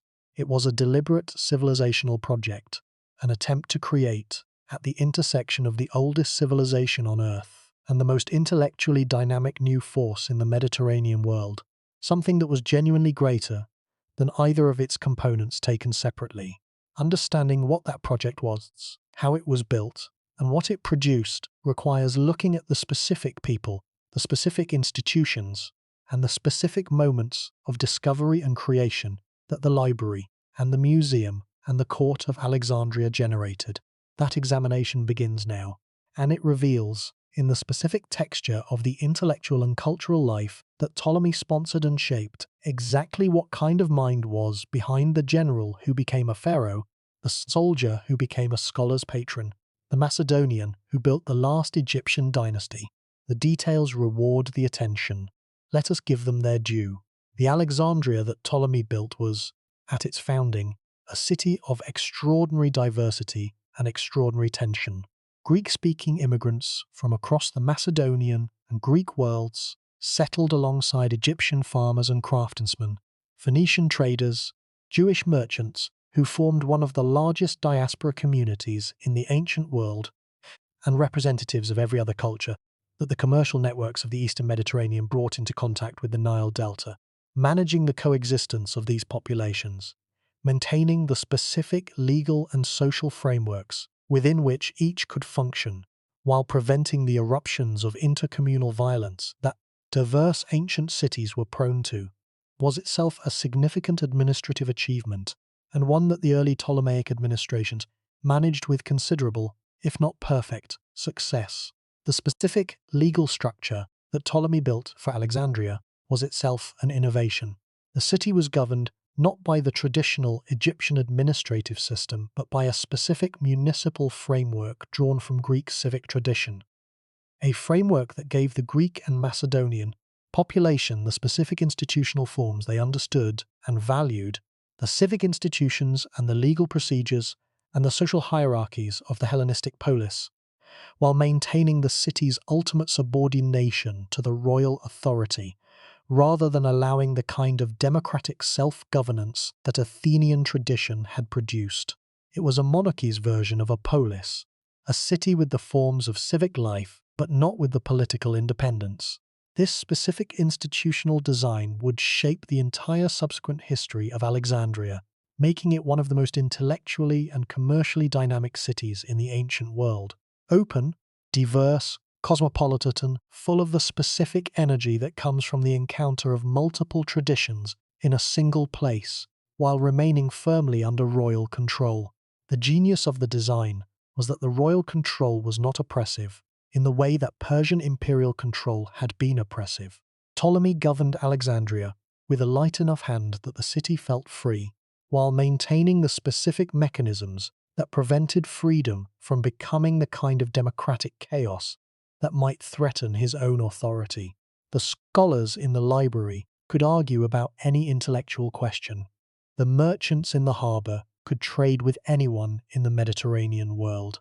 The priests in the various temples, Greek, Egyptian, Jewish, could practice their traditions without interference. What they could not do was challenge the authority of the king who had made all of this possible. This is the core of Ptolemy's governing intelligence, not the military campaigns or the administrative innovations or even the library itself. The specific calibration of freedom and control that made Alexandria the most productive intellectual and commercial environment in the ancient world, while keeping it firmly in the service of the dynasty he had founded. That calibration is the deepest expression of the strategic intelligence that built the last dynasty, and it is worth every careful examination it receives. The specific calibration that Ptolemy built was not static. It was constantly being adjusted in response to the specific pressures of a kingdom in formation, a population in transition, and an intellectual community discovering the possibilities of what royal patronage at scale could produce. The adjustments were not always successful. There were failures of policy, moments of misarticulation, specific decisions that created problems they were intended to solve. But the direction was consistent, and the overall trajectory was clear, toward a kingdom that was stable, prosperous, intellectually active, and capable of sustaining itself across the transition from the founder to his successors. Ptolemy achieved this. The dynasty he founded lasted almost 300 years, longer than the entire history of the United States from its founding to the present. It produced, in that time, a civilization that was genuinely new and genuinely remarkable, the Ptolemaic synthesis of Greek and Egyptian traditions that expressed itself in the great temples of Edfu and Dendera, in the scholarship of the library, in the specific cultural hybrid of Hellenistic Alexandria, and ultimately in the final ruler, Cleopatra, who spoke 9 languages including Egyptian, the only Ptolemaic ruler to speak the language of the people she governed, and who was, in the fullness of her engagement, with both her Greek and her Egyptian identities, the ultimate expression of the synthesis that Ptolemy had built 300 years before. The core problem was, how do you build something that lasts? Ptolemy's answer was, carefully, patiently, with intelligence, and without the arrogance of claiming more than you can hold. The answer worked. For 300 years it worked. Now the story turns to the specific explorations and discoveries that make the founding of the Ptolemaic dynasty visible at the level of human experience rather than strategic analysis. The temples, the papyri, the library, the people, the specific moments when the evidence comes alive and the man behind the strategy becomes visible. 3,000 years of Egyptian civilization met the energy of the post-Alexander Greek world in the delta of the Nile. What they produced together was extraordinary, and it was Ptolemy who created the conditions for the meeting. That creation, in all its specific and human detail, is what the next section examines. The general who became a pharaoh understood something that most generals never need to understand, that the most durable victories are not won on battlefields. They are won in the specific decisions about what to build and how to build it, and who to invite to help with the building. Ptolemy made those decisions with a consistency and an intelligence that the 300 years of Ptolemaic rule vindicated completely. This is the story of those decisions, told through the specific evidence that has survived to tell it. Chapter 1. The Body and the City. In the early autumn of 323 BC, a few weeks after Alexander's death in Babylon, a meeting was held among the senior Macedonian commanders to divide the responsibilities of governing the empire. The meeting was called the Partition of Babylon, and it was the first formal recognition that the empire would not be governed as a unity by a single successor. The assembled commanders divided the major territories among themselves. Antigonus received the title of General of Asia. Antipater received the regency of Macedonia and Greece. Perdiccas, who had been Alexander's second-in-command, received the care of the royal family and the theoretical supervision of the whole. Ptolemy received Egypt. He received it not because anyone assigned it to him. The formal partition gave the governorship of Egypt to Ptolemy as a recognized choice, but the choice itself was his own prior decision. He had already identified Egypt as the territory he wanted before Alexander was cold. The logic was clear to anyone who thought carefully about the geography. Egypt was the wealthiest province, the most defensible territory, the most naturally fortified against external attack, and the most economically self-sufficient. It was also, critically, the most distant from the center of the expected fighting, from Macedonia, from the Levant, from the territories where the other senior commanders were already positioning themselves for the inevitable conflicts. The first thing Ptolemy did as governor of Egypt was go there. The second thing was to begin building. The third was to arrange for the body of Alexander to come to him. The funeral cortege that set out from Babylon carrying Alexander's body was itself an extraordinary spectacle. The ancient sources describe a funerary carriage of elaborate design, a wheeled shrine decorated with gold and precious stones, draped in textiles, carrying the embalmed body in a gold sarcophagus that was accompanied by a large escort of soldiers and court officials on the long journey back toward Macedonia. The progress of this cortege across the Near East was the most watched movement in the post-Alexander world. Every command understood that the arrival of Alexander's body at its ultimate destination would make a statement about succession and legitimacy that would resonate across the entire Macedonian world. Ptolemy's agents intercepted the cortege in Syria. The exact circumstances are obscure. The ancient sources give different accounts, and the details are irrecoverable. What is clear is that Ptolemy arranged the redirection of the body to Egypt with sufficient military backing to prevent the cortege's official escort from resisting. It was, in effect, a politically motivated kidnapping of a corpse, and it was one of the most consequential acts of Ptolemy's career. At Memphis, Alexander was received with the full ceremonial of an Egyptian royal burial. The Egyptian priests, the priests who had performed the ceremonies for pharaohs going back 3,000 years, received the body of the Macedonian conqueror and accorded it the sacred treatment that the Egyptian tradition reserved for its divine kings. This was not a minor procedural detail. It was a theological statement of the first order. Alexander was a pharaoh, and his burial in Egypt was his rightful burial, and the man who had made this burial possible was Ptolemy, the legitimate successor to Egyptian royal authority. The body was later moved from Memphis to Alexandria, where a magnificent tomb was constructed in the new city's most sacred precinct. Alexander's tomb at Alexandria became one of the most visited sites in the ancient world, a pilgrimage destination for rulers and scholars and ordinary travelers across the next several centuries. Julius Caesar reportedly wept before it. Augustus visited it and placed a garland on the sarcophagus. The tomb confirmed Alexandria's status as the sacred center of the Hellenistic world, the city that held what Rome would eventually hold, the physical remains of the founder of the order that defined the era. Ptolemy had turned a corpse into a foundation stone. It was, as strategies go, impeccable. Chapter 2. Euclid and the question he answered. The tradition says that when King Ptolemy asked Euclid whether there was a shorter way to learn geometry than through all the elements, Euclid replied, "There is no royal road to geometry." The story is probably apocryphal. It appears in a later source and has the smooth, polished quality of an anecdote that has been improved by retelling.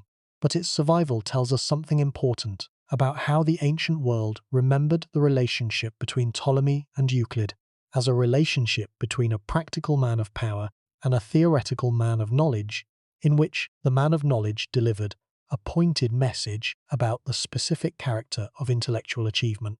The elements of Euclid, the systematic presentation of plane and solid geometry, number theory, and mathematical proportions in 13 books, was produced at Alexandria during the reign of Ptolemy I. It is, by any reasonable assessment, one of the most consequential works in the history of human intellectual achievement.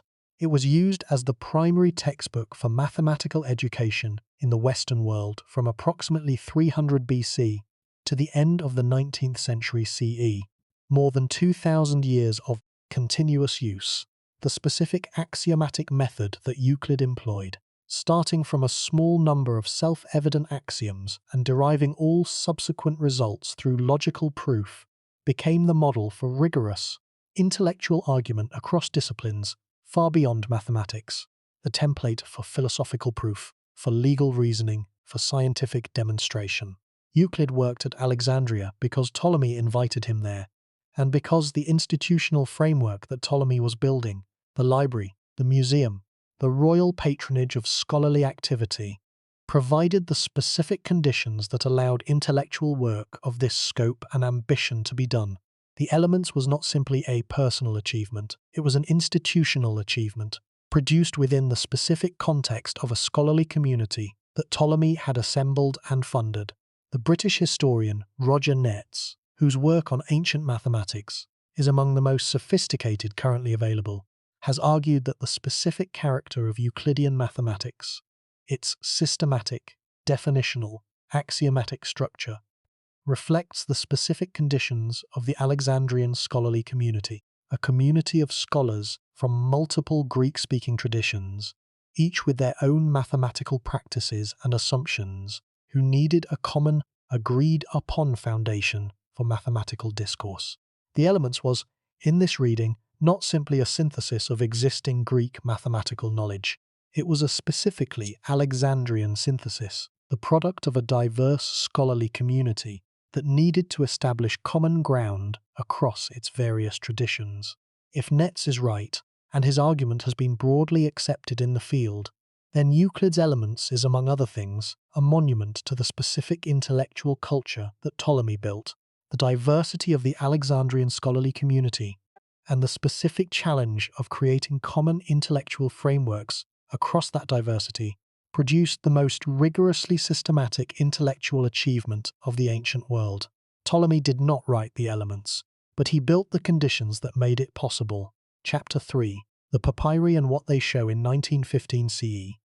Egyptian farmers working near the ancient site of Philadelphia in the Fayum, the fertile depression to the west of the Nile Valley that Alexander had identified as a site for agricultural development and that the Ptolemies had systematically expanded through irrigation projects, uncovered a collection of papyri that would transform the scholarly understanding of the early Ptolemaic period.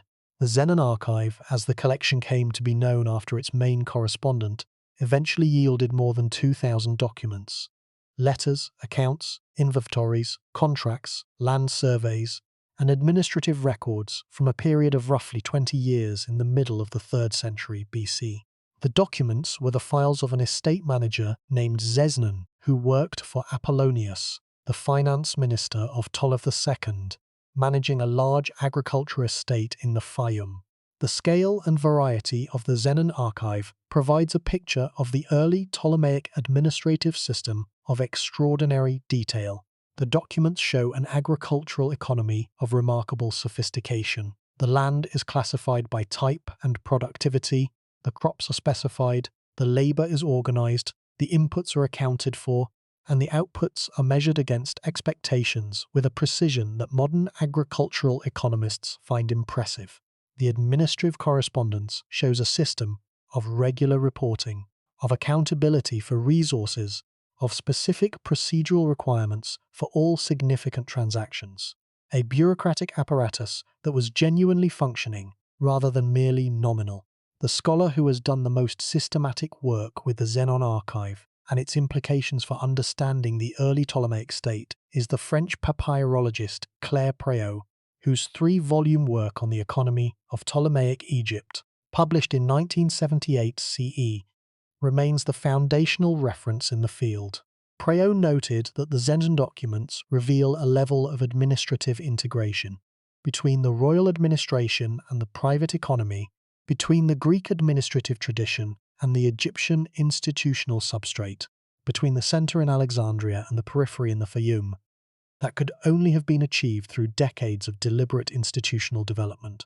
The institutional development that the Zenon documents reflect was begun under Ptolemy I.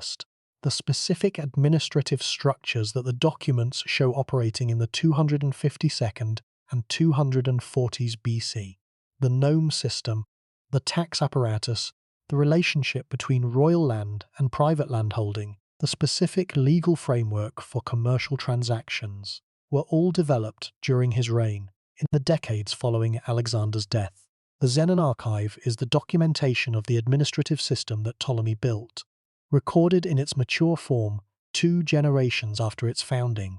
When the first documents of the Zenon archive were published in the early 20th century, the scholars who read them were struck by the modernity of the administrative practices they described, the attention to record keeping, the concern for accountability, the specificity of the contractual obligations. These reflected an administrative culture that was, in its organizational sophistication, more reminiscent of a modern bureaucratic state than of the image of ancient despotism that popular history tends to project onto ancient kingdoms. This modernity was not accidental. It was the product of a specific and deliberate administrative intelligence that understood, 3 centuries before the Common Era, that the effective governance of a complex economic system required the systematic collection and management of information about that system. The Library of Alexandria was the intellectual expression of this insight. The Zenon archive is its administrative expression. They are products of the same mind, applied to different domains of the same problem. How do you know what you govern, and how does knowing it help you govern it better? Chapter 4. The temples Ptolemy built, the temple at Philae that Nectanebo I had begun, and that his dynasty had expanded into one of the most sacred sites in Egypt, the island sanctuary at the First Nile, cataract that was rescued from the Aswan Dam's rising waters by the UNESCO operation of the 1960s and 70s, received further construction during the reign of Ptolemy I and his successors. The Ptolemaic additions to Philae are, in their visual character, indistinguishable from the work of native Egyptian pharaohs. The relief carvings show the Ptolemaic king in the standard pharaonic poses, offering to the gods, performing the rituals, wearing the double crown of Upper and Lower Egypt.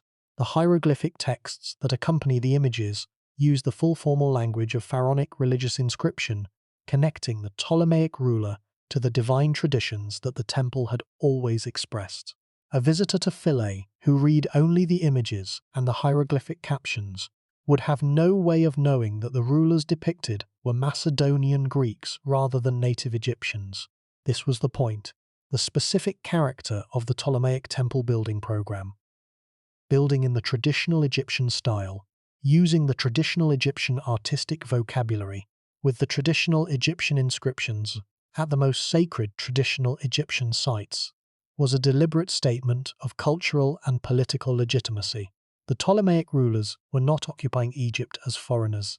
They were governing it as pharaohs in the full 3,000-year tradition of Egyptian divine kingship. The Egyptologist and archaeologist Penelope Wilson, who has worked extensively on Ptolemaic temple construction and its relationship to the broader Egyptian religious tradition, noted in a key article published in 2010 CE that the Ptolemaic temple program was one of the most remarkable acts of cultural translation in the history of the ancient world. Macedonian rulers who thought in Greek categories and governed through Greek-speaking administrative structures were simultaneously expressing themselves in an entirely different cultural vocabulary, the vocabulary of hieroglyphic temple decoration, with a level of technical and theological accuracy that required deep engagement with the Egyptian priestly tradition. This engagement was not simply a matter of hiring Egyptian craftsmen to produce work that the Greek rulers could take credit for, though craftsmen and priests with deep knowledge of the tradition were of course required for the actual production. It reflected a genuine investment by the Ptolemaic court in understanding the theological content of the tradition being expressed. What the images meant, what the texts said, what the ritual programs described. Without that understanding, the translation would have been superficial, and the Egyptian priesthood would have recognized the superficiality. They did not. Or at least, the evidence does not suggest that the Egyptian priesthood regarded the Ptolemaic temple program as a fraudulent imitation rather than a genuine continuation of the tradition. The temple establishments maintained their cooperation with the Ptolemaic administration, continued their ritual service, and accepted Ptolemaic patronage with the same institutional continuity that they had maintained through every previous change of political authority. The translation was good enough to work. This working translation, the specific achievement of making a Macedonian dynasty into Egyptian pharaohs in a way that the Egyptian institutional tradition accepted as legitimate, is Ptolemy's deepest contribution to Egyptian civilization. He did not simply take Egypt, he became Egyptian enough and built Egyptian enough that the civilization accepted the becoming. Chapter 5. The historians and their accounts. Ptolemy was, as noted earlier, the author of an ancient history. His account of Alexander's campaigns, written by the ancient evidence after he had established himself in Egypt in the later years of his life, was one of the most important primary sources for Alexander's career. It was used by Arrian in the 2nd century CE as one of his two main sources for the Anabasis of Alexander, the fullest and most reliable surviving account of the campaigns. The specific character of Ptolemy's history, the choices he made about what to include, what to emphasize, and what to omit, has been the subject of considerable scholarly analysis, because those choices reveal a great deal about his own understanding of the campaigns and his own relationship to Alexander's legacy. The ancient scholar and biographer Plutarch, writing in the 1st and 2nd centuries CE, noted that Ptolemy's account of Alexander was notable for its modesty about Ptolemy's own role, that it was more reliable precisely because it was written by a man who was not trying to make himself look heroic. This is itself a form of self-presentation, of course. The modesty may have been a rhetorical strategy designed to make the account seem more credible, but the point is that Ptolemy's historical writing was considered, even in antiquity, to be characterized by a specific kind of restraint and reliability that distinguished it from more overtly self-aggrandizing accounts. The modern scholar who has done most to analyze what can be recovered of Ptolemy's historical account through Arrian's use of it is the German classicist Lutz Prandi, whose careful philological work has attempted to disentangle Ptolemy's voice from Arrian's synthesis. What Prandi found was a historical perspective that was consistently strategic rather than literary. Ptolemy recorded the campaign in terms of military and logistical decisions, rather than in terms of dramatic personal encounters or psychologically illuminating episodes. He was writing the history of a general, from a general's perspective, with the specific concerns of a man who had spent his career thinking about how campaigns actually worked, rather than how they appeared to posterity. This historical perspective is itself characteristic of the mind that built Alexandria and the library. Ptolemy's history was, like his administrative system and like the library project itself, an attempt to produce useful knowledge that accurately described how things actually worked, rather than knowledge that produced emotional resonance or served rhetorical purposes.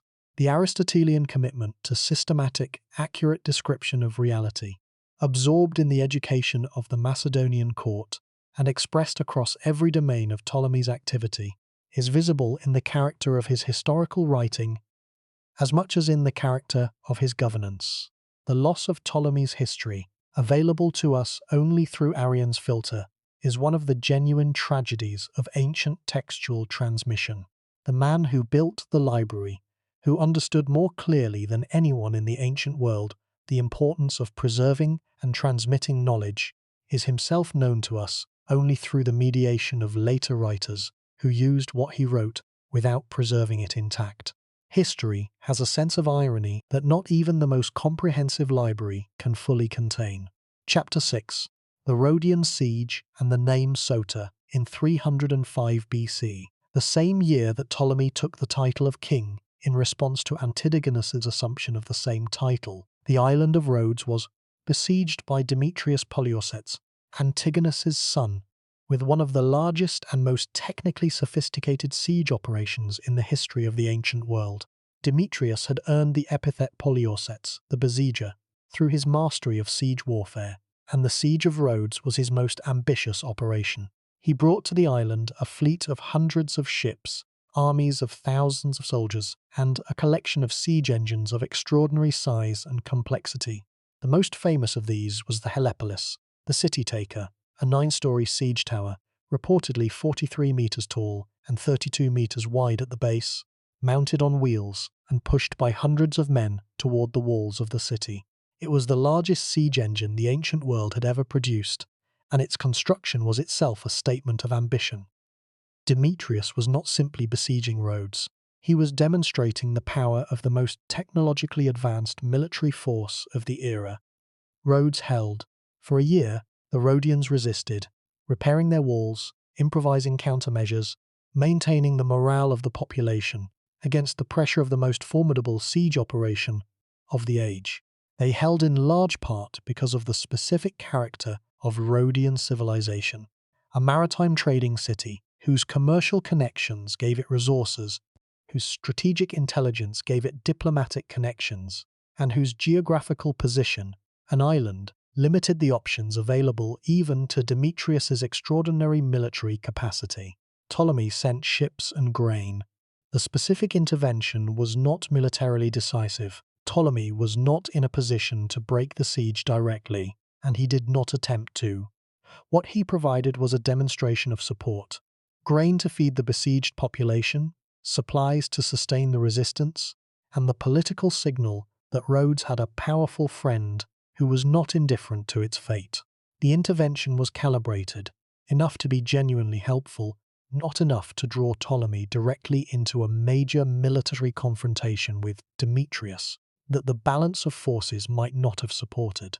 When the siege ended, with a negotiated settlement rather than a Rhodian defeat, the result of Demetrius's need to redirect his forces to the ongoing wars among the Diadochi. The Rhodians honoured Ptolemy with the title Soter, Saviour. It was the most prestigious honorific that a Greek city could bestow on a foreign ruler, and its specific bestowal by Rhodes reflected a genuine gratitude, a recognition that Ptolemy's intervention had contributed to their survival. The title stuck. History knows him as Ptolemy Soter, Ptolemy the Saviour. The name that a grateful island gave him for a calculated intervention became the permanent label attached to everything he built. The general who became a pharaoh is remembered by the name that was given to him for being, at a specific moment of crisis, the right kind of friend. The math is striking in its own way. Out of an entire career of strategic intelligence, diplomatic sophistication, administrative innovation, and intellectual patronage, out of 40 years of building the most durable of all the successor kingdoms, the title that history chose to attach to him was Soter, Saviour. The name for someone who shows up at the right moment with grain and ships and the willingness to be counted. There are worse names for a life's work. Chapter 7. The library that changed everything, the Library of Alexandria, is the most famous library in human history and one of the most misrepresented. The misrepresentation happens in two directions. In one direction, the library is mythologized as a pristine repository of all ancient knowledge, its destruction an irreversible catastrophe for human civilization. In the other direction, it is debunked, the catastrophic fire dismissed as legend, the library's actual contents and significance reduced to manageable scholarly proportions. The truth, as the scholars who have spent careers working on the evidence know, is more interesting than either version. The library was real. It was built under Ptolemy I and expanded dramatically under his son Ptolemy II. By the most credible ancient estimates, it eventually contained somewhere between 400,000 and 700,000 book rolls, individual papyrus scrolls, each containing the equivalent of a chapter or section of a modern book. The range of its contents, reconstructed from the ancient catalogues and from the references in later authors, was extraordinary. Not just Greek literature, science, and philosophy, but texts from multiple ancient traditions, Babylonian astronomical records, Egyptian priestly texts, Hebrew scriptures, Persian wisdom literature. The project of collecting all human knowledge was not metaphorical. It was genuinely pursued across the reigns of multiple Ptolemaic rulers through systematic efforts to acquire texts from every part of the known world. The specific acquisition methods are themselves remarkable.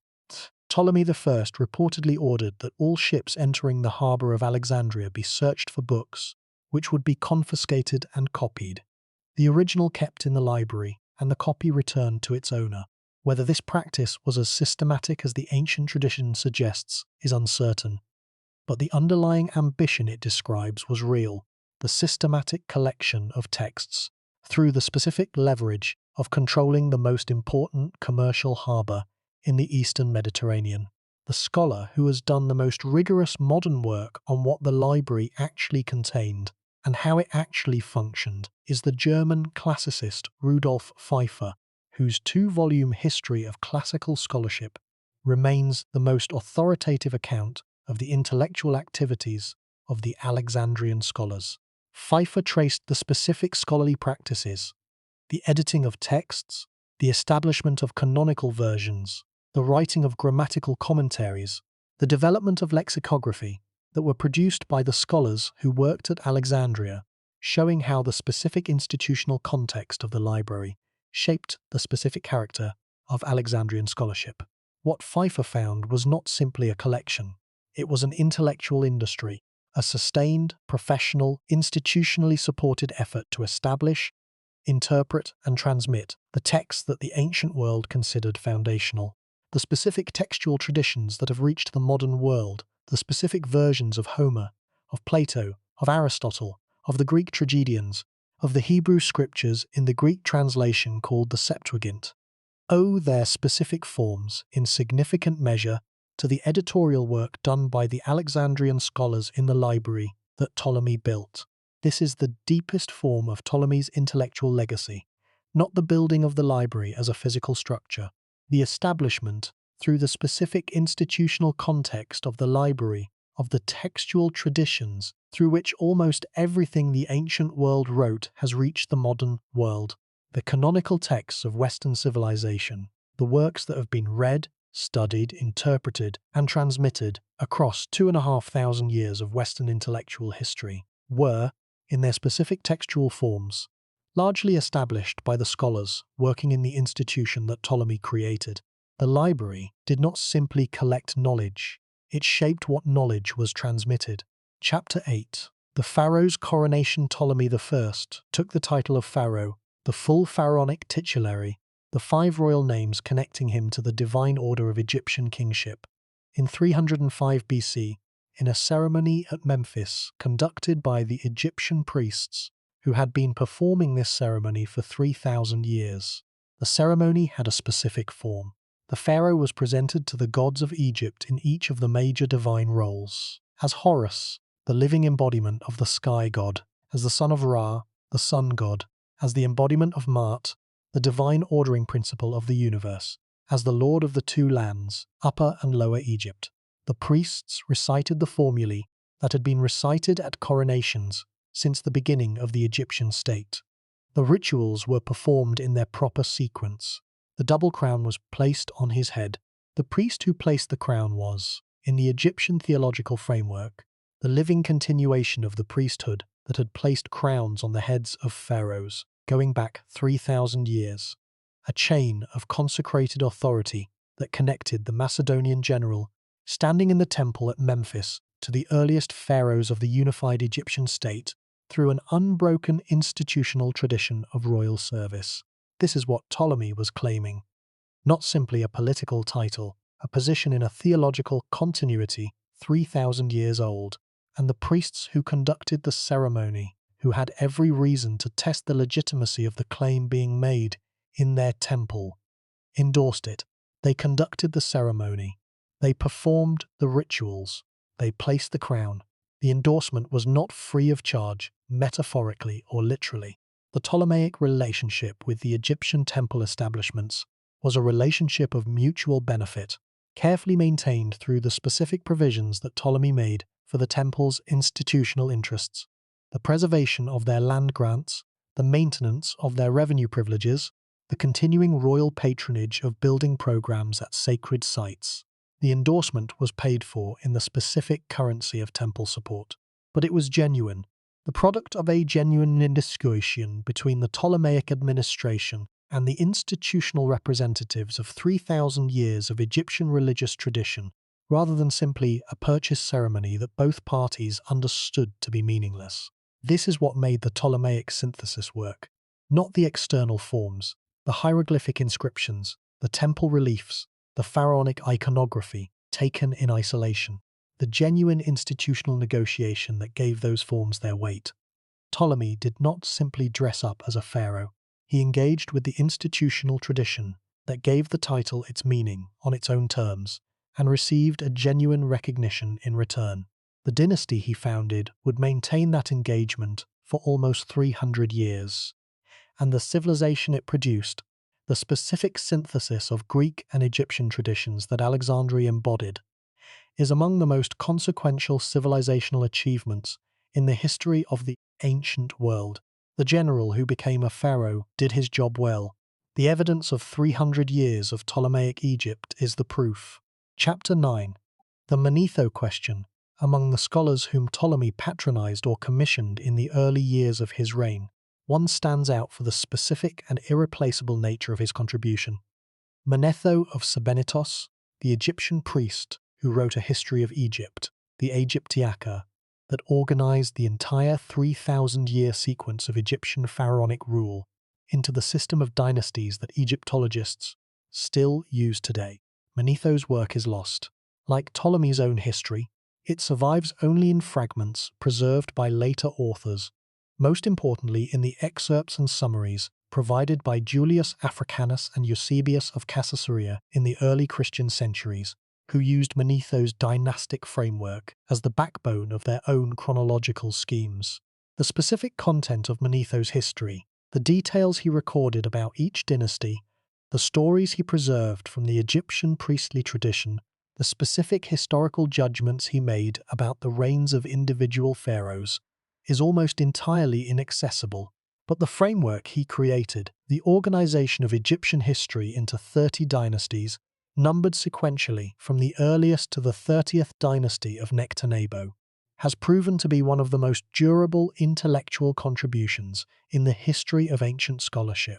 Every subsequent account of Egyptian history, including this series of accounts, organizes its material within the framework that Manetho established in the early 3rd century BC at Alexandria under the patronage of Ptolemy I.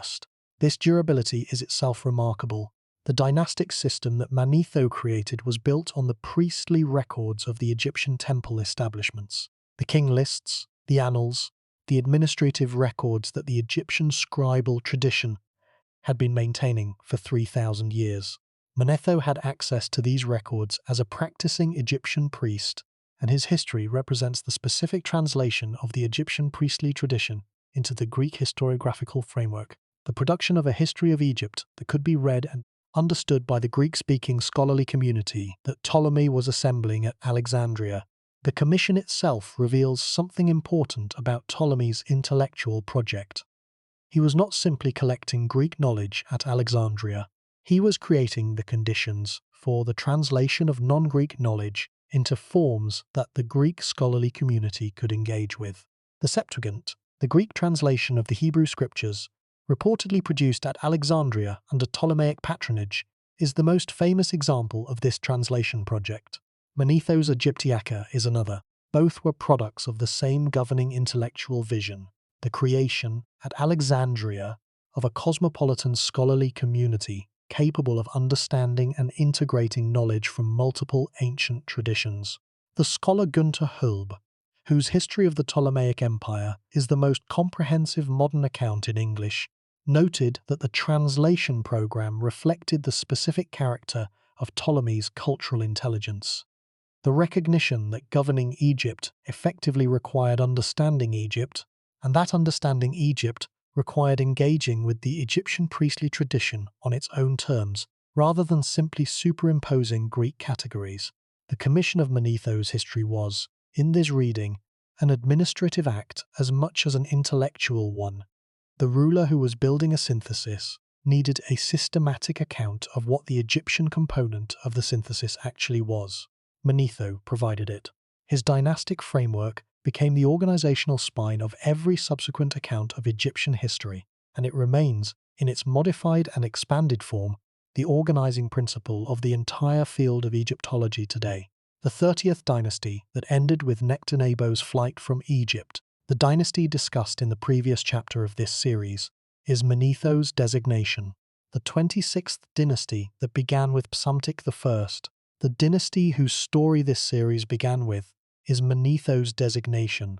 The numbering and sequencing that organize every account of ancient Egyptian history are the legacy of an Egyptian priest working at Alexandria under a Macedonian patron at the beginning of the 3rd century BC.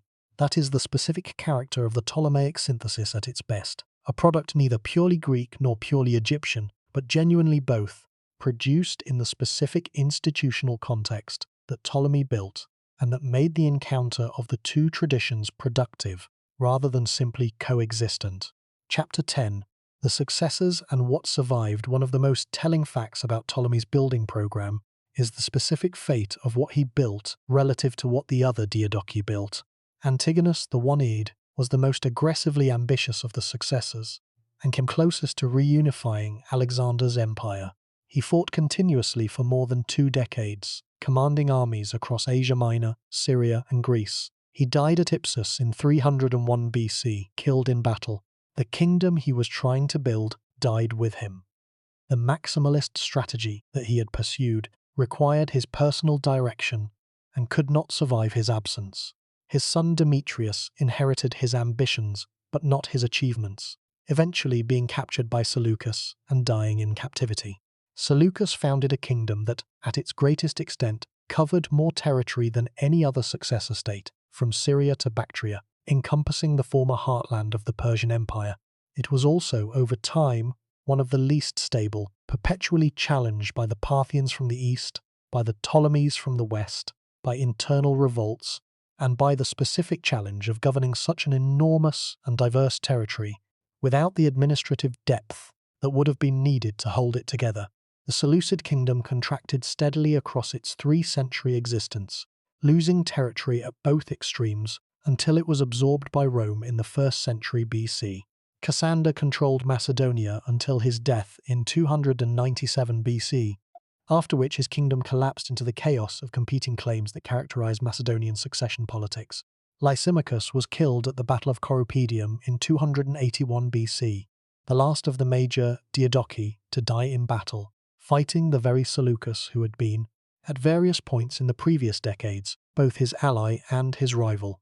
Of all the kingdoms carved from Alexander's empire, only the Ptolemaic kingdom maintained continuous dynastic stability from its founding to its absorption by Rome, a period of approximately 275 years from Ptolemy's establishment of his rule in Egypt to Cleopatra's death in 30 BC.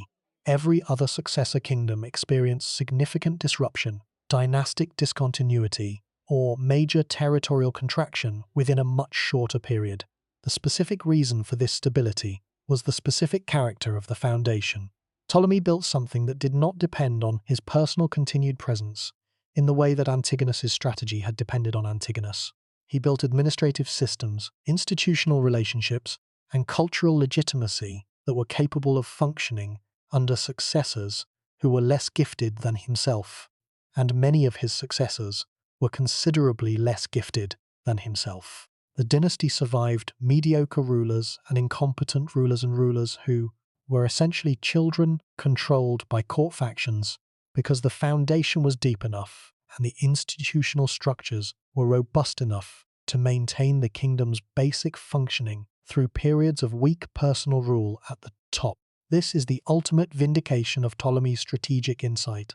He understood that the most durable political achievement is not the maximally ambitious, personally directed campaign for total dominance. It is the carefully calibrated, institutionally grounded, sustainably managed system that continues to function in the absence of its founder's genius. He was right. Every comparison supports it. The evidence of 3 centuries of Ptolemaic Egypt is definitive. The general who founded the last dynasty did not simply take Egypt and hold it for his lifetime. He built something that lasted almost 300 years, that produced one of the most intellectually productive civilizations in the history of the ancient world, and that ended not through internal failure, but through the external pressure of Rome, the only power in the ancient world that eventually proved larger and more durable than anything the Ptolemaic foundation could withstand. That is not a failure. That is the standard that everything else in the ancient world is measured against. Chapter 11. The Coin and the Image. In the collection of the British Museum, there is a silver tetradrachm, a large coin, approximately 30 millimeters in diameter, the standard unit of currency in the Hellenistic world. Minted in Alexandria during the reign of Ptolemy I. On one side, the obverse is a portrait of Ptolemy himself, a male face in 3/4 view, wearing a diadem, with the strong features and the specific physiognomy that Ptolemaic court portraiture consistently presents when depicting him. A broad face, a prominent nose, the expression of a man who has spent his career in the field and is comfortable with authority. On the reverse is an eagle standing on a thunderbolt, with the legend Ptolemaio Basilos of King Ptolemy. The coin is not simply money, it is a statement. The eagle was the symbol of Zeus, the king of the gods, a claim to divine adjacent authority in the Greek tradition. The portrait was a new element in Macedonian royal coinage. Alexander's coins had depicted not Alexander himself, but Heracles and Zeus, the divine figures whose descendant Alexander claimed to be. Ptolemy's decision to put his own face on the coin, to present the ruler's personal image as the primary statement of royal authority, was a significant innovation, one that became the standard practice of all subsequent Hellenistic rulers. The innovation reflects something important about Ptolemy's understanding of royal legitimacy. In Alexander's coinage tradition, legitimacy was derived from divine ancestry, from the claim to descent from gods. In Ptolemy's coinage tradition, legitimacy was derived from the ruler himself, from the specific human person whose face appeared on the coin, whose name appeared on the reverse, whose authority was personal and present rather than divine and ancestral. This is, in its small way, a statement about the nature of political authority that was genuinely new in the ancient world. The claim that the ruler's own person and character, rather than his divine genealogy, was the primary basis of his right to rule. It was a pragmatic, rather than a mythological basis for authority, and it was entirely characteristic of the man who had built his entire career on practical intelligence rather than on the exploitation of inherited status. The coin is also evidence of the specific economic sophistication of the early Ptolemaic kingdom. The decision to mint a distinctive Ptolemaic currency, rather than continuing to use the Alexandrine coinage of Alexander's empire, was an economic policy decision with significant consequences for the commercial autonomy of the kingdom. A separate Ptolemaic currency, traded at a specific exchange rate against the coinages of other Hellenistic kingdoms, allowed Ptolemy to exercise a degree of control over the commercial life of his kingdom that would not have been possible within a shared currency zone. It was an early and remarkably sophisticated application of what modern economists would call monetary sovereignty. The coin in the British Museum is small, fitting in a closed fist, light enough that a pocket full of them would not be burdensome, but it represents an entire economic system, an entire political philosophy, and an entire civilizational statement. The general who became a pharaoh also became, in the specific language of ancient monetary policy, his own brand. His face on the coin was the guarantee of its value. His kingdom was the institution that sustained the guarantee. The face is confident. It looks like someone who has thought about this carefully and is prepared for what comes next. 2,300 years later, the confidence still reads, "Slow down. Look at the full scope of what this account has been describing. a Macedonian general formed in the military and intellectual culture of Philip's court. Educated alongside Alexander, campaigned across 2 continents, arriving in Egypt at 40 years old with the specific wisdom that comes from watching the most powerful empire the ancient world had ever seen dissolve in a few months. This man built, in the subsequent 40 years of his life, something that lasted almost 3 centuries. He built it in a country that had been a civilization for 3,000 years before he arrived. He built it at the intersection of 2 of the most distinct and most sophisticated cultural traditions in the ancient world, and he built it with a patience, an intelligence, and a genuine engagement with what he had inherited that produced a genuinely new civilization, the Ptolemaic synthesis, that was neither simply Greek nor simply Egyptian, but a specific and remarkable third thing. The deeper truth of Ptolemy's story is about what it takes to build something that lasts. Not the military campaigns. Those were real and consequential, but are not in themselves the explanation for the durability. Not the economic foundations. Those were essential, but were available to other successors who did not build comparable stability. Not even the institutional innovations. Those were important, but were tools in service of something deeper. The deeper truth is the specific quality of Ptolemy's engagement with what he inherited. He did not arrive in Egypt as a conqueror who intended to replace what he found with the civilization he came from. He arrived as a ruler who understood, or who developed the understanding quickly enough to act on it effectively, that governing Egypt well required becoming Egyptian in the specific sense that mattered, not in language or in daily life or in personal religious practice, but in the specific institutional engagement that the Egyptian pharaonic tradition demanded. The relationship between the pharaoh and the temple establishments, the specific responsibilities that the pharaonic title carried, the theological framework within which Egyptian royal authority was understood and expressed. He engaged with all of this, not superficially, not nominally, but with the genuine depth of investment that produced the Serapis cult, that produced the Manetho Commission, that produced the temple-building programs at Philae and Karnak and the other sacred sites across Egypt. He built the pharaonic role from the inside, understanding that the external forms, the hieroglyphic inscriptions, the pharaonic portraits, the relief carvings in temple walls were the expression of an inner commitment rather than its substitute. Let that sink in. A Macedonian general, born into a military tradition that had spent the previous century fighting and defeating the Persian Empire, that had marched to India and back and believed that it had conquered the known world. This man chose to take his most important cultural title, not from the Macedonian tradition, but from the tradition of the country he was governing. He chose to be known and to present himself in the most publicly visible and most publicly sacred contexts as a pharaoh, not as a Macedonian king who happened to also rule Egypt, as a pharaoh. This is not a small thing. In the ancient world, and particularly in the specific context of the successor kingdoms, where each ruler was under constant pressure to maintain the specific claims that distinguished him from his rivals, the choice of how to frame one's authority was among the most consequential political decisions a ruler could make. Ptolemy chose Egypt.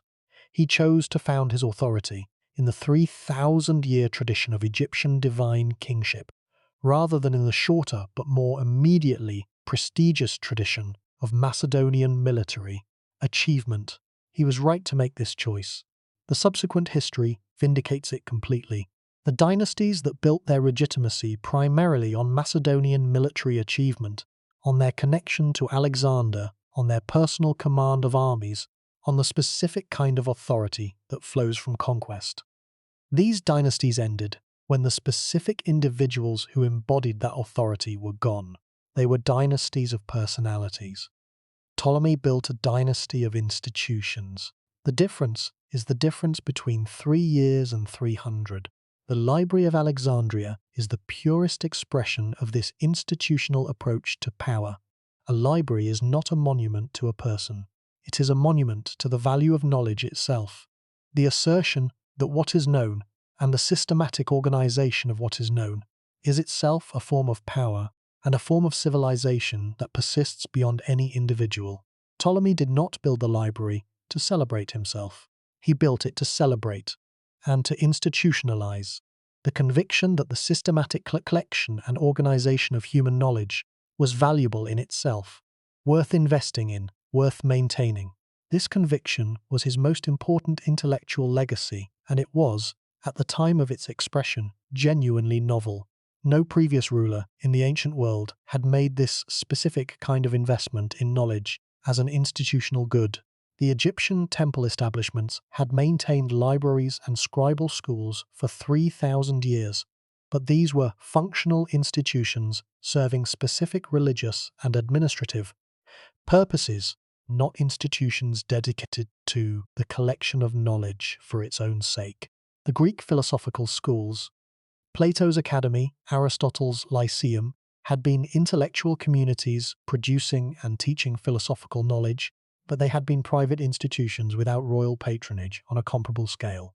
Ptolemy's library was something genuinely new, a publicly funded, royally patronized institution dedicated to the systematic collection of all available human knowledge, accessible to scholars from across the Hellenistic world, maintained as a permanent resource rather than as the personal project of any individual scholar.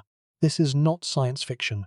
This is what the ancient sources describe when they describe the Library of Alexandria, and it was built by Ptolemy I in the first decade of the 3rd century BC, 360 years before the birth of Christ, in a city on the Mediterranean coast of Africa.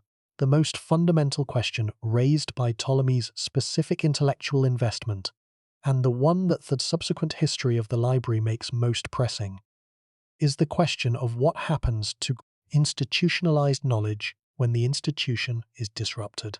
The Library of Alexandria did not survive intact. Its decline was gradual and the result of multiple factors across several centuries. The gradual reduction of royal patronage as the later Ptolemaic rulers became less intellectually engaged. The specific damage caused by Julius Caesar's military operations in 48 BC, when a fire destroyed a significant portion of the harbour area, the progressive loss of support during the Roman period, and eventually the political and institutional changes of late antiquity that transformed the character of Alexandrian intellectual life. What survived was not the library as a physical institution, but the specific textual traditions that the library had established, the canonical versions of the texts, the editorial work that had produced the specific forms in which Greek literature, philosophy, and science were transmitted forward. These survived because the library had done its work before it was damaged, had established, in the first several generations of its operation, the specific textual traditions that subsequent centuries would transmit. Ptolemy had understood, or had had the luck to create, an institution whose work was durable enough to outlast the institution itself. The canonical Homeric text that the modern world reads is the Alexandrian text, established by the scholars who worked in the library that Ptolemy built. The specific Greek text of the Hebrew scriptures, the Septuagint, that shaped early Christianity and that remains the standard text of the Old Testament in the Greek Orthodox tradition, was produced at Alexandria under Ptolemaic patronage. The mathematical tradition that runs from Euclid through the centuries of Greek and Islamic and then European mathematical development, that tradition begins with the specific institutional context that Ptolemy created. Let that sink in one more time. The mathematical tradition that eventually produced calculus and differential equations and the mathematics of modern physics and the algorithms that run the digital world, that tradition begins, in its specific institutional form, in the library that Ptolemy built in the early 3rd century BC. The deeper truth is that the most consequential acts are often not the most dramatic ones. Ptolemy's theft of Alexander's body is a dramatic episode. His victory at specific battles is a dramatic narrative. His management of the wars of the Diadochi is a compelling strategic story. But none of these is as consequential as the quieter decisions. The decision to invite Demetrius of Phaleron to Alexandria, the decision to commission Manetho's history, the decision to create the conditions within which Euclid could write the elements. These decisions are barely visible in the historical record. They are almost never mentioned in popular accounts of the ancient world, and they are, by any reasonable assessment of their long-term consequences among the most important decisions made by any ruler in the ancient world. This is the deepest truth about Ptolemy I. The general who founded the last dynasty was not primarily a general. He was a builder. He was an institution builder, an intellectual patron, a cultural synthesist. The military campaigns were real and necessary.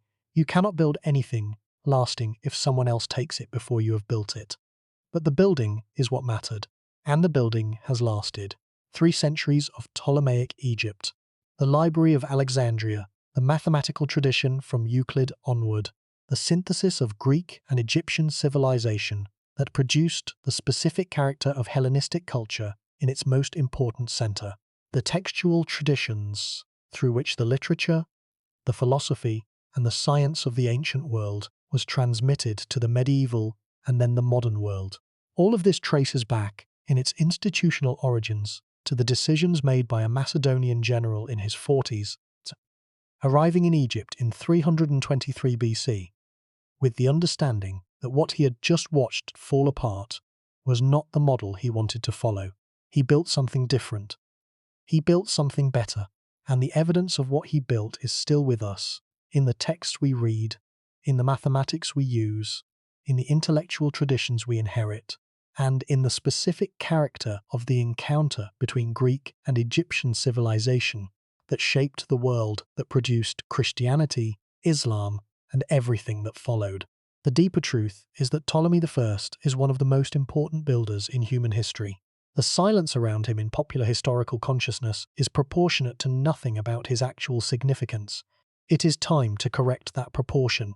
There is a specific way in which the story of Ptolemy I connects to the entire series of accounts that has preceded it in this examination of the late-period Egyptian world. This series began with Psamtik I, the pharaoh who restored Egyptian sovereignty from Assyrian occupation in the 7th century BC through a combination of patience, strategic intelligence, and genuine commitment to the pharaonic tradition he was restoring. It continued through Necho II, who pushed the restored Egypt outward with extraordinary ambition. The circumnavigation of Africa, the canal begun, the fleet built. It followed Amasis, who brought the Seti period to its fullest commercial and cultural expression. It described Nectanebo II, who sustained the last native Egyptian dynasty, right up to the moment when the Persian army of Artaxerxes III broke through at Pelusium, and the last native pharaoh rode south into the desert. And now it arrives at Ptolemy I, the Macedonian general who inherited, in the specific form of Egypt after Nectanebo's departure, the civilization that 3,000 years of pharaonic tradition had produced, and who chose to be not its conqueror, but its continuator. The connection is not metaphorical, it is institutional. The Egyptian temple establishments that Ptolemy maintained and patronized were the same establishments that had sustained the pharaonic tradition through the native dynasties, through the first Persian conquest, through the restored native rule of the 30th dynasty, through the second Persian conquest. They were ancient institutions with 3,000-year memories, and they recognized in Ptolemy's engagement with them something that they had been waiting for since Nectanebo's departure, a ruler who understood and who was willing to demonstrate through concrete institutional investment that the pharaonic tradition he was continuing was worth the continuation. This recognition, the endorsement by the Egyptian priestly tradition of the Ptolemaic pharaonic claim, was not automatic or easy.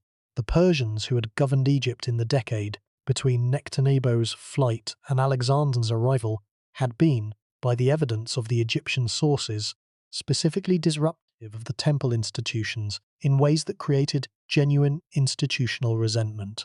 The brief Macedonian rule under Alexander himself had been more accommodating, but Alexander had died too quickly for the institutional relationship to be fully developed. Ptolemy built it. He built it across his entire reign. 40 years of consistent, sustained, institutionally engaged support for the Egyptian religious tradition. And in building it, he was completing the project that Psamtik I had begun, the restoration of the pharaonic institutional tradition to a state of health and vitality that could sustain itself across the transition from one ruler to the next. The completion, of course, was only partial. The political form had changed fundamentally. The pharaoh was now a Greek-speaking Macedonian, and the administration was organized on Hellenistic lines, and the cultural synthesis that the Ptolemaic period produced was genuinely new, rather than simply a continuation of the old. But the institutional substance, the temple establishments, the priestly traditions, the specific forms of divine kingship that the Egyptian tradition had always understood as the core of what the pharaoh was, these were maintained, and in many cases strengthened, under Ptolemaic patronage. The last native pharaoh had ridden south. The institutions he had built and served continued, and when the Macedonian general arrived and chose to engage with those institutions on their own terms, to become, in the specific sense that the institutions recognized, a pharaoh, the continuity was restored, not perfectly, not without the specific tensions and compromises that any genuine synthesis involves, but genuinely, durably, in a form that lasted 300 years. This is the full arc of the story this series has been telling. From Psamtik's restoration to Ptolemy's continuation, the thread of institutional continuity that ran through the entire late period, surviving occupation and conquest and internal division, and the specific catastrophe of Nectanebo's departure, ultimately finding its way into the hands of a Macedonian builder who understood what he had been given and chose to be worthy of it. The general who founded the last dynasty did not simply take Egypt. He inherited a 3,000-year tradition and chose to carry it forward. The choice was consequential. It shaped everything that came after. The 3 centuries of Ptolemaic rule, the specific character of Hellenistic civilization in its most important center, the textual and institutional traditions through which the ancient world's accumulated knowledge reached the medieval and then the modern world.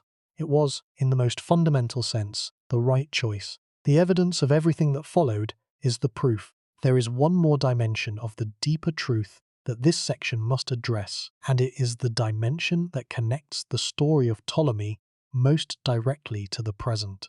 The Library of Alexandria is the most widely known element of Ptolemy's legacy, and its popular representation, as a repository of all ancient knowledge, catastrophically destroyed in a fire, has shaped a specific narrative about the relationship between knowledge preservation and civilizational fragility.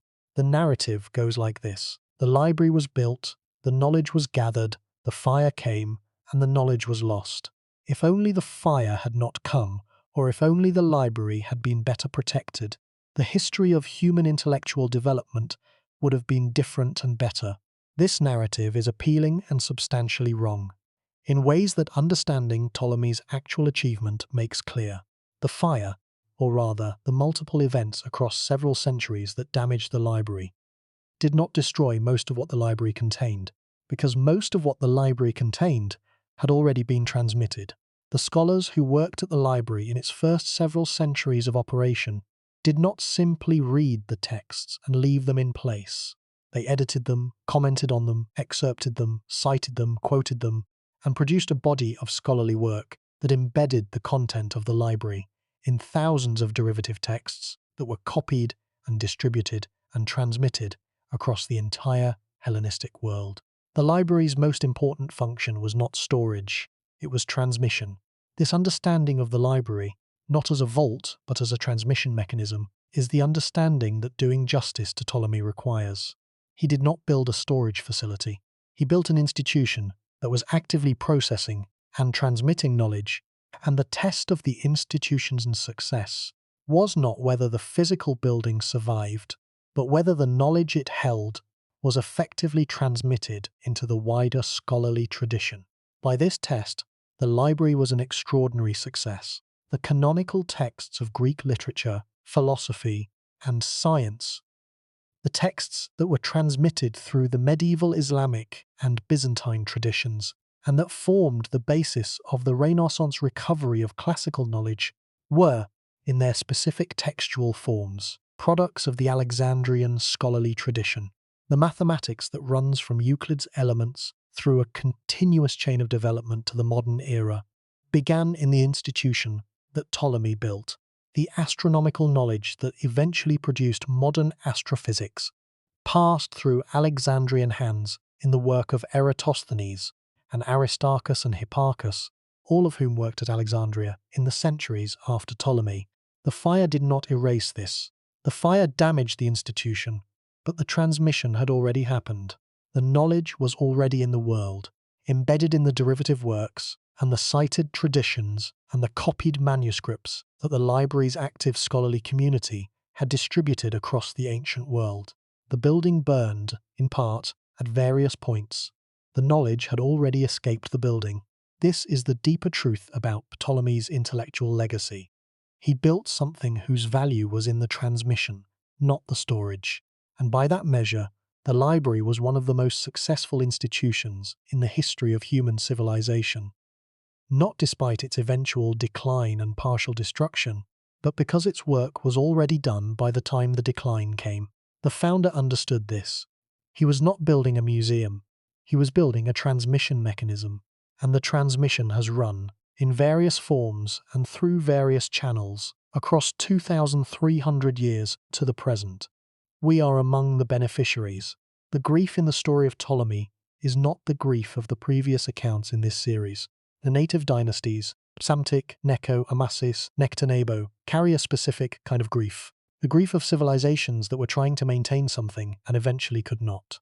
Their stories are stories of genuine loss, of the specific ending of native self-governance, of the irreversible disruption of the specific political form that 3,000 years of pharaonic tradition had produced. Ptolemy's story is different.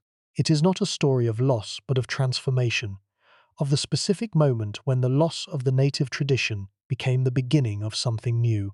The grief in his story, to the extent there is grief, is the grief of transition, the grief of the priests at Memphis, who performed a pharaonic coronation ceremony in Greek for a man they could not speak to in their own language, the grief of the Egyptian farmers in the Fayum, who saw their tax records, now kept in a foreign script, by officials they could not understand, the grief of the gradual dissolution, over 3 centuries, of the specific interiority of Egyptian civilization, the deep world of Egyptian theological understanding, an Egyptian ritual practice, and Egyptian ways of being in the world, into the cosmopolitan synthesis of Alexandria. That dissolution was real, and it was a genuine loss, but it was also a genuine creation. Alexandria, the specific civilization that emerged from the 3 centuries of Ptolemaic synthesis, was one of the most extraordinary human creations in the history of ancient civilization. The library, the scholarship, the intellectual culture, the commercial vitality, the religious diversity, the specific character of the Hellenistic world at its most sophisticated and its most productive. All of this was real, and all of it was new, and all of it was built on the foundation of the encounter between Greek and Egyptian civilization that Ptolemy's decision to engage with Egypt on its own terms made possible. Ptolemy did not simply take Egypt, he joined Egypt. He joined it imperfectly, through a synthesis that the Egyptian priestly tradition accepted as legitimate, but that the Egyptian population as a whole experienced as foreign rule.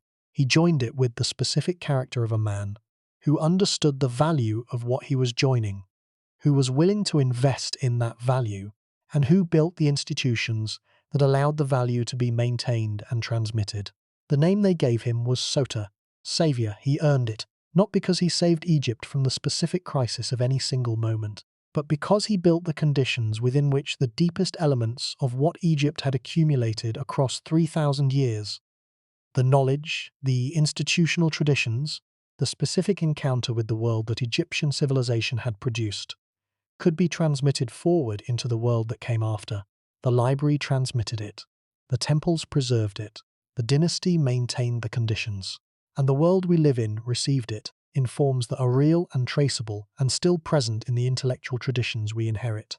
Ptolemy Soter, the savior, the general who founded the last dynasty, the Macedonian who became a pharaoh, the builder who understood that the most durable victories are won not on battlefields but in the patient, intelligent construction of institutions that outlast their founders.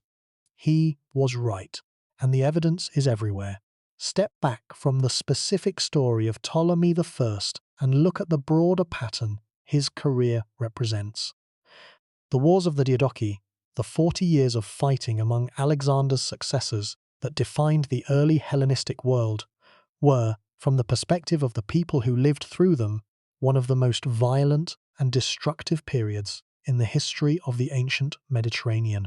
Armies marched and countermarched across the entire region from Greece to India. Cities were besieged, sacked, and depopulated. Populations were relocated, enslaved, or massacred in the service of strategic objectives that changed with every campaign season. The human cost was enormous, and the political results for most of the participants were ultimately negative. They fought for the whole and ended up with either a fragment or nothing. Ptolemy fought in these wars. He participated in the violence and the destruction. He was not a pacifist building a peaceful kingdom while others fought around him. He fought for Cyprus and lost it, and fought for it again. He participated in the multiple coalition campaigns against Antigonus. He used military force to hold his kingdom and to expand it where the opportunities arose. He was a soldier of his era, but within the specific violent context of the Diadochi Wars, he pursued a strategy of deliberate limitation that his contemporaries could not or would not pursue. The strategy of accepting a smaller portion of what was being fought over in exchange for the ability to build it into something genuinely durable. And this strategy produced outcomes, for Ptolemy personally, for his dynasty, for the civilization he built, that were categorically better than the outcomes produced by the maximalist strategies of Antigonus and Demetrius, and the others who pursued the whole. The implication is specific and important.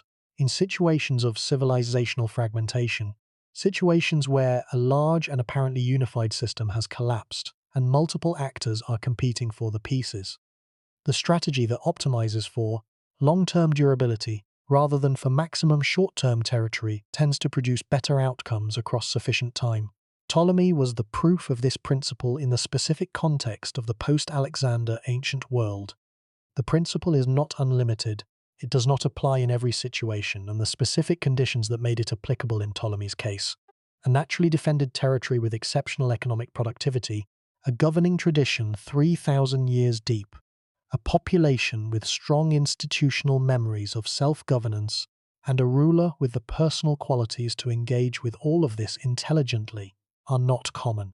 But the principle itself, and its specific vindication in the story of Ptolemy, is one of the most instructive insights that the study of the Diadochi period can produce. The modern world contains situations of civilizational fragmentation, situations where large systems have collapsed or are collapsing, and multiple actors are competing for the pieces. The specific forms are different from the ancient world. The timescales are different. The specific tools available for building are different. But the underlying dynamic, the choice between fighting for the whole and building the best available part, is recognizable. And the history suggests that the building strategy is the one that produces the most durable results. This is not a prescription. The past does not supply operating instructions for the present, but it supplies evidence, and the evidence of the Ptolemaic case is unusually clear. The builder outlasted the fighters, and what was built has outlasted everything that was fought for. The second implication of Ptolemy's story is about the relationship between cultural legitimacy and political durability. Ptolemy's decision to engage with Egyptian institutional traditions on their own terms, to present himself as a pharaoh in the full sense that the Egyptian tradition understood, to build the specific institutional relationships that gave the title its meaning, was the specific factor that gave his dynasty the cultural depth that enabled its 3-century survival. Rulers who govern civilizations with 3,000-year traditions without engaging seriously with those traditions tend to produce brittle and unstable rule that is maintained by force rather than by legitimacy, that is constantly challenged by the persistent vitality of the underlying cultural tradition, that can only be sustained through the kind of continuous coercive investment that is both expensive and ultimately unsustainable. The Persian governance of Egypt after the first conquest had been relatively successful in administrative terms, but had never produced the specific kind of institutional accommodation that would have allowed it to survive long-term pressure from Egyptian institutional resistance. The Second Persian period, by most accounts, was more disruptive and more directly coercive, and it lasted only 10 years before Alexander arrived, and the entire Persian administrative apparatus was swept away. Ptolemy built something different and more durable by engaging more deeply. His Egypt was not simply a Macedonian conquest managed by a Greek-speaking administration. It was at the institutional level a genuine continuation of the Egyptian tradition in a new political form, a form that the Egyptian institutional tradition accepted as legitimate, because Ptolemy had invested the specific resources and demonstrated the specific commitments that the tradition required for that acceptance. This is the implication that the previous accounts in this series have been building toward without quite stating. The durability of institutional traditions is not simply a fact about the traditions themselves. It is a fact about the relationship between the traditions and the political authority that governs them. When political authority engages with existing institutional traditions on their own terms, when it invests in them, respects them, and makes the specific commitments that those traditions require for the acceptance of the authority's legitimacy, the result tends to be stable, productive, and genuinely durable.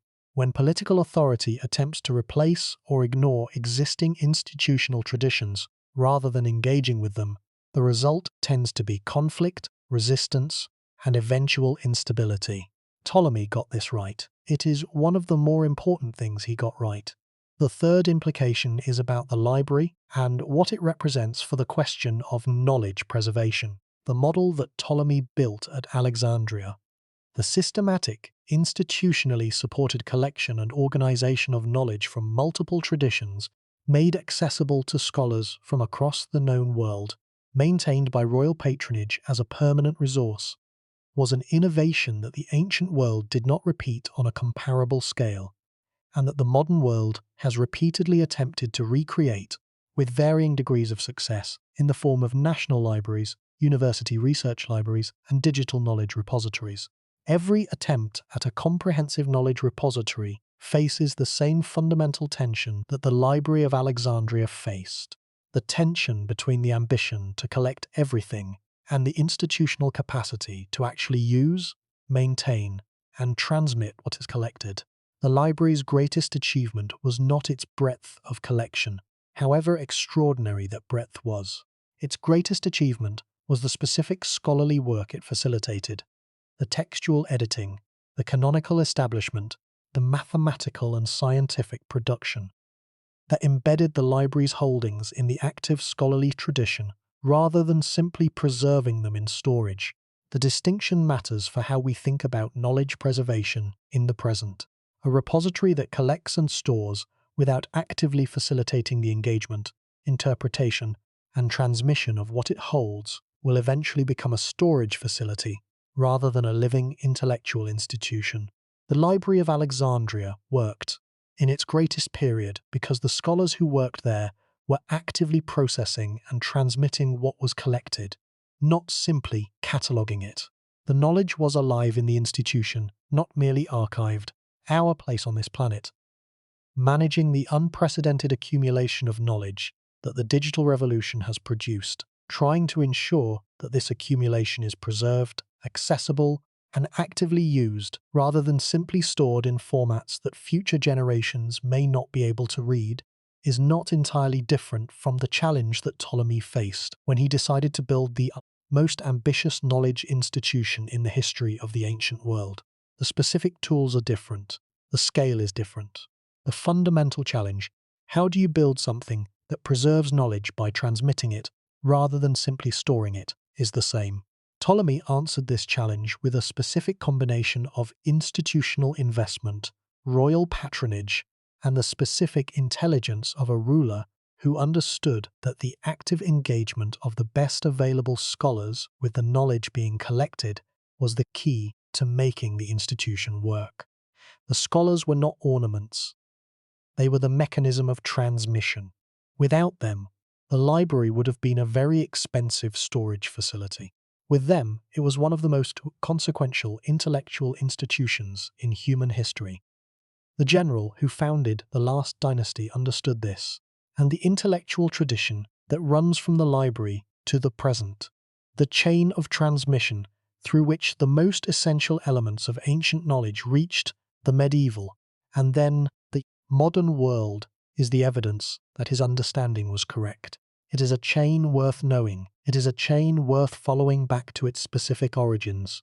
And at its origins, in the specific decisions of a Macedonian general in his 40s arriving in Egypt in the late 4th century BC, is the figure whose story this account has been telling, Ptolemy Soter, the saviour, the builder.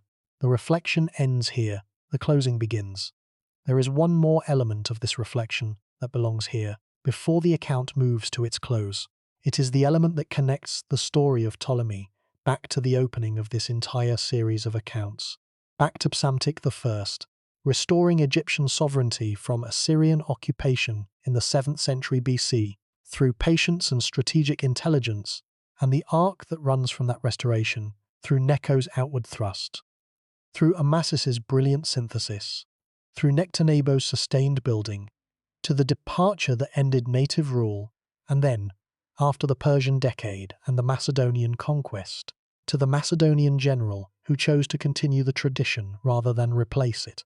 The arc is 250 years, from Psamtik's coronation in 664 BC to Ptolemy's coronation in 305 BC, from the first restoration to the final continuation, through 2 Persian occupations and 1 Macedonian conquest, through the specific endings and the specific beginnings that mark the late period's complex story.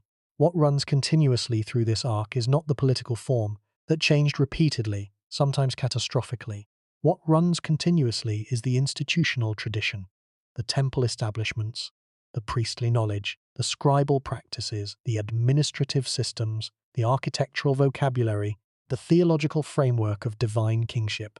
These were maintained through every disruption by the institutional communities that understood their own continuation as an obligation rather than a choice. Ptolemy's specific contribution to this arc was to receive it, to arrive at the end of 250 years of complex institutional history, and to recognize what he was receiving, to engage with it seriously, and to build the specific conditions under which it could continue for 3 centuries more. The arc that this series has been tracing does not end with Ptolemy. It continues through the Ptolemaic dynasty to Cleopatra, the last of his line, who spoke Egyptian and engaged with the Egyptian religious tradition more directly and more personally than any of her predecessors. She was, in the specific way that 300-year traditions produce their fullest expressions at their endings, the most complete realization of the synthesis that Ptolemy had begun. But the beginning of the synthesis, the specific moment when a Macedonian general decided to become a pharaoh in the full sense and built the institutions to make that decision real, is where the arc of this series ends. Here, with Ptolemy, in the specific act of institution building that turned conquest into continuation. The arc is complete. The story has been told. The name deserves to be known. The library is the last word on the implication, because the library is the most direct expression of what made Ptolemy different from the other figures in this story. Every pharaoh in this series built temples. Every pharaoh maintained the ritual traditions. Every pharaoh fought for the survival of what they governed. But only Ptolemy built a library. Only Ptolemy made the systematic collection and transmission of knowledge itself an institutional priority, a royal investment, a civilizational statement. That specific priority is his most important legacy, and it is the legacy that runs most directly into the present. Alexandria still exists. The city that Ptolemy built on the Mediterranean coast of the Delta, the city that Alexander had chosen, and Ptolemy had developed into the most important intellectual and commercial center of the ancient world, is still there on the same coastline, with the same geographic relationship to the sea and to the Nile Delta, and to the agricultural heartland of Egypt that made it the perfect site for what it became. The modern city of Alexandria has 3 to 4 million inhabitants. The ancient city, the Ptolemaic city, the city of the library and the museum, and Alexander's tomb and the Pharos lighthouse and the Serapis temple lies mostly beneath the modern one, its physical remains largely inaccessible under the buildings and the streets and the infrastructure of a living city that has been continuously inhabited for more than 2,300 years. The harbour is still there, the water is still there. The specific geography that made the site exceptional is unchanged. The ancient city is below the surface, waiting for the archaeology that will never fully recover it. The library's foundations, the palace complex, the great harbour installations, Alexander's tomb, all buried in the accumulated layers of human occupation and the specific conditions of coastal sedimentation. The city that held the most important library in the history of human civilization is a city that archaeology has barely touched. What remains above the surface is fragmentary but real. The catacombs of Kom el-Shakafa, the most important surviving Ptolemaic funerary complex, showing in its iconography exactly the kind of Greek-Egyptian synthesis that the Ptolemaic period produced at every level of culture, are open and visitable, a physical remnant of the specific character of the civilization Ptolemy built. The obelisks that originally stood at Heliopolis, the ancient Egyptian religious center that were moved to Alexandria in the Ptolemaic period, and then removed from there to London and New York in the 19th century of the modern era, known popularly as Cleopatra's Needles, a name that is historically inaccurate but persistently attached, are the most widely travelled physical remnants of the Ptolemaic world, standing now in Central Park in New York and on the Victoria Embankment in London, carrying hieroglyphic inscriptions that the city streets around them do not know how to read. The answer to the title question, who was Ptolemy I Soter, the general who founded the last dynasty, is now as complete as this account can make it.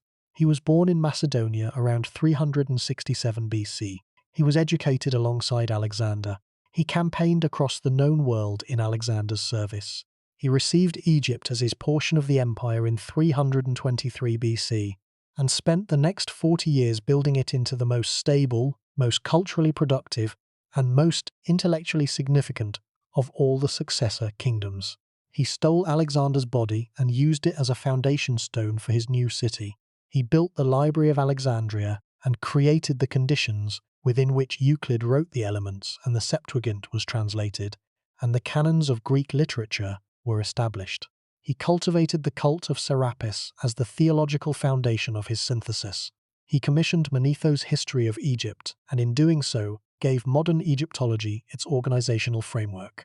He built temples in the Egyptian style across the sacred landscape of the Nile Valley, and was recognized by the Egyptian priestly tradition as a legitimate pharaoh in the 3,000-year succession of divine kings. He fought continuously for his survival in the wars of the Diadochi and outlasted every one of his rivals. He took the title of king and then the title of pharaoh and handed both to his son at the age of 80 in a voluntary transfer of power that avoided the succession crisis that destroyed so many ancient dynasties. He died peacefully in his kingdom in 282 BC, having built something that would outlast him by 250 years. He called himself Ptolemy I. The people of Rhodes called him Soter. History calls him both. The library he built transmitted the knowledge of the ancient world through the channels of the Hellenistic and Roman and Byzantine and Islamic traditions into the medieval and then the modern world. The textual traditions he established through the editorial work of the Alexandrian scholars who worked in the institution he created are the specific forms in which the literature, the philosophy, and the science of the ancient world has reached us. The mathematical tradition that begins with Euclid's Elements, produced in the library that Ptolemy built, runs without interruption through 2,300 years of mathematical development to the present. The dynasty he founded produced, in its final ruler, a woman who spoke 9 languages and engaged with the Egyptian religious tradition more directly than any of her predecessors. The fullest expression, 3 centuries after Ptolemy's coronation at Memphis, of the synthesis that his decision to engage with Egypt on its own terms had made possible. Every monument to the library, every library building, every research institution, every university, every digital repository of human knowledge, is, in its deepest conception, a monument to the conviction that Ptolemy expressed when he invited Demetrius of Phaleron to Alexandria and asked him to help design the most ambitious knowledge institution in the history of the ancient world. The conviction that systematic knowledge is itself a form of power, that the effort to collect and organize and transmit human understanding is worth the investment, that the building of knowledge institutions is among the most consequential acts that a ruler or a civilization can undertake. He was right. The evidence of 2,300 years is the proof. The library still exists, not as a building, not as a collection in any original form, but as the specific chain of transmission that its work initiated. Every text in the Western canon that exists in a specific edited form, every poem of Homer, every dialogue of Plato, every theorem of Euclid, exists in that form because of the work done in the institution that Ptolemy built. The library is not in the ancient harbour of Alexandria. It is in every library in the world that holds the texts that the Alexandrian scholars established. Look at the books on a shelf. Any shelf, in any library, anywhere in the world where the Western intellectual tradition has been transmitted. The mathematics in those books, the geometry, the algebra, the calculus, traces back through a chain of teachers and students and commentators that eventually reaches Euclid. Euclid worked in Alexandria. He was there because Ptolemy had created the conditions that made his work possible. The philosophy in those books, the dialogues of Plato, the treatises of Aristotle, the surviving works of the Stoics and Epicureans, reached us in the specific textual forms that the Alexandrian scholars established. The editors at the library read the manuscripts, compared the variants, established the canonical texts. Their work is in every edition of those texts that has ever been published since. The scientific tradition in those books, the astronomy, the medicine, the natural history, passed through Alexandria on its way from the ancient world to the modern. Eratosthenes calculated the circumference of the Earth at Alexandria. Aristarchus proposed a heliocentric model of the solar system at Alexandria. Claudius Ptolemy produced the most comprehensive ancient astronomical model at Alexandria, all of them working in the city that Ptolemy I built, in the intellectual tradition that his library established. The chain that leads from those books back through the centuries eventually reaches Alexandria. And in Alexandria, it reaches Ptolemy. The general who founded the last dynasty built something that outlasted the dynasty, outlasted the city, outlasted the empire that eventually absorbed both. He built the transmission of knowledge itself, and the transmission continues. His name was Ptolemy, his title was Soter, and now you know why. The silver tetradrachm with his face on it sits in the British Museum, 2,300 years removed from the hand that authorized its minting. The face is confident, the inscription says, of King Ptolemy. The eagle stands on the thunderbolt. The coin is small enough to close your fist around. The civilization it represented lasted 3 centuries and transmitted the intellectual inheritance of the ancient world to everything that came after. That is the life's work of the general who became a pharaoh. Not any single victory, not any single building. The transmission, the chain that still runs. His name was Ptolemy. His title was Soter, and now you know why.